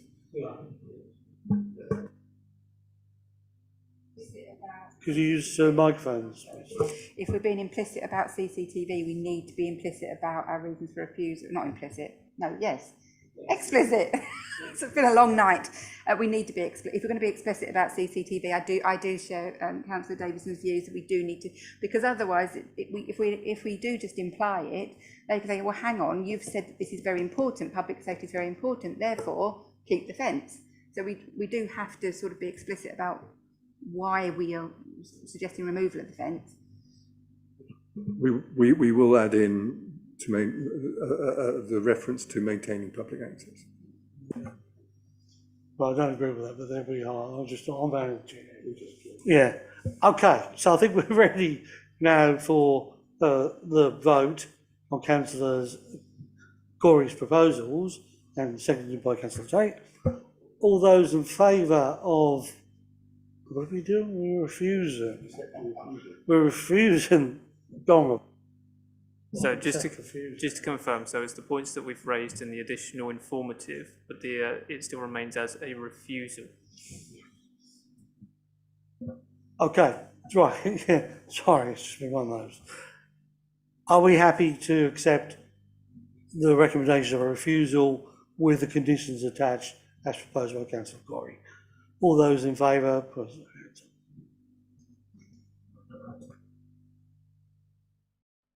6. All those against? 1. And those abstaining will be me. Yeah. Oh, 2. Councillor Woods. Oh.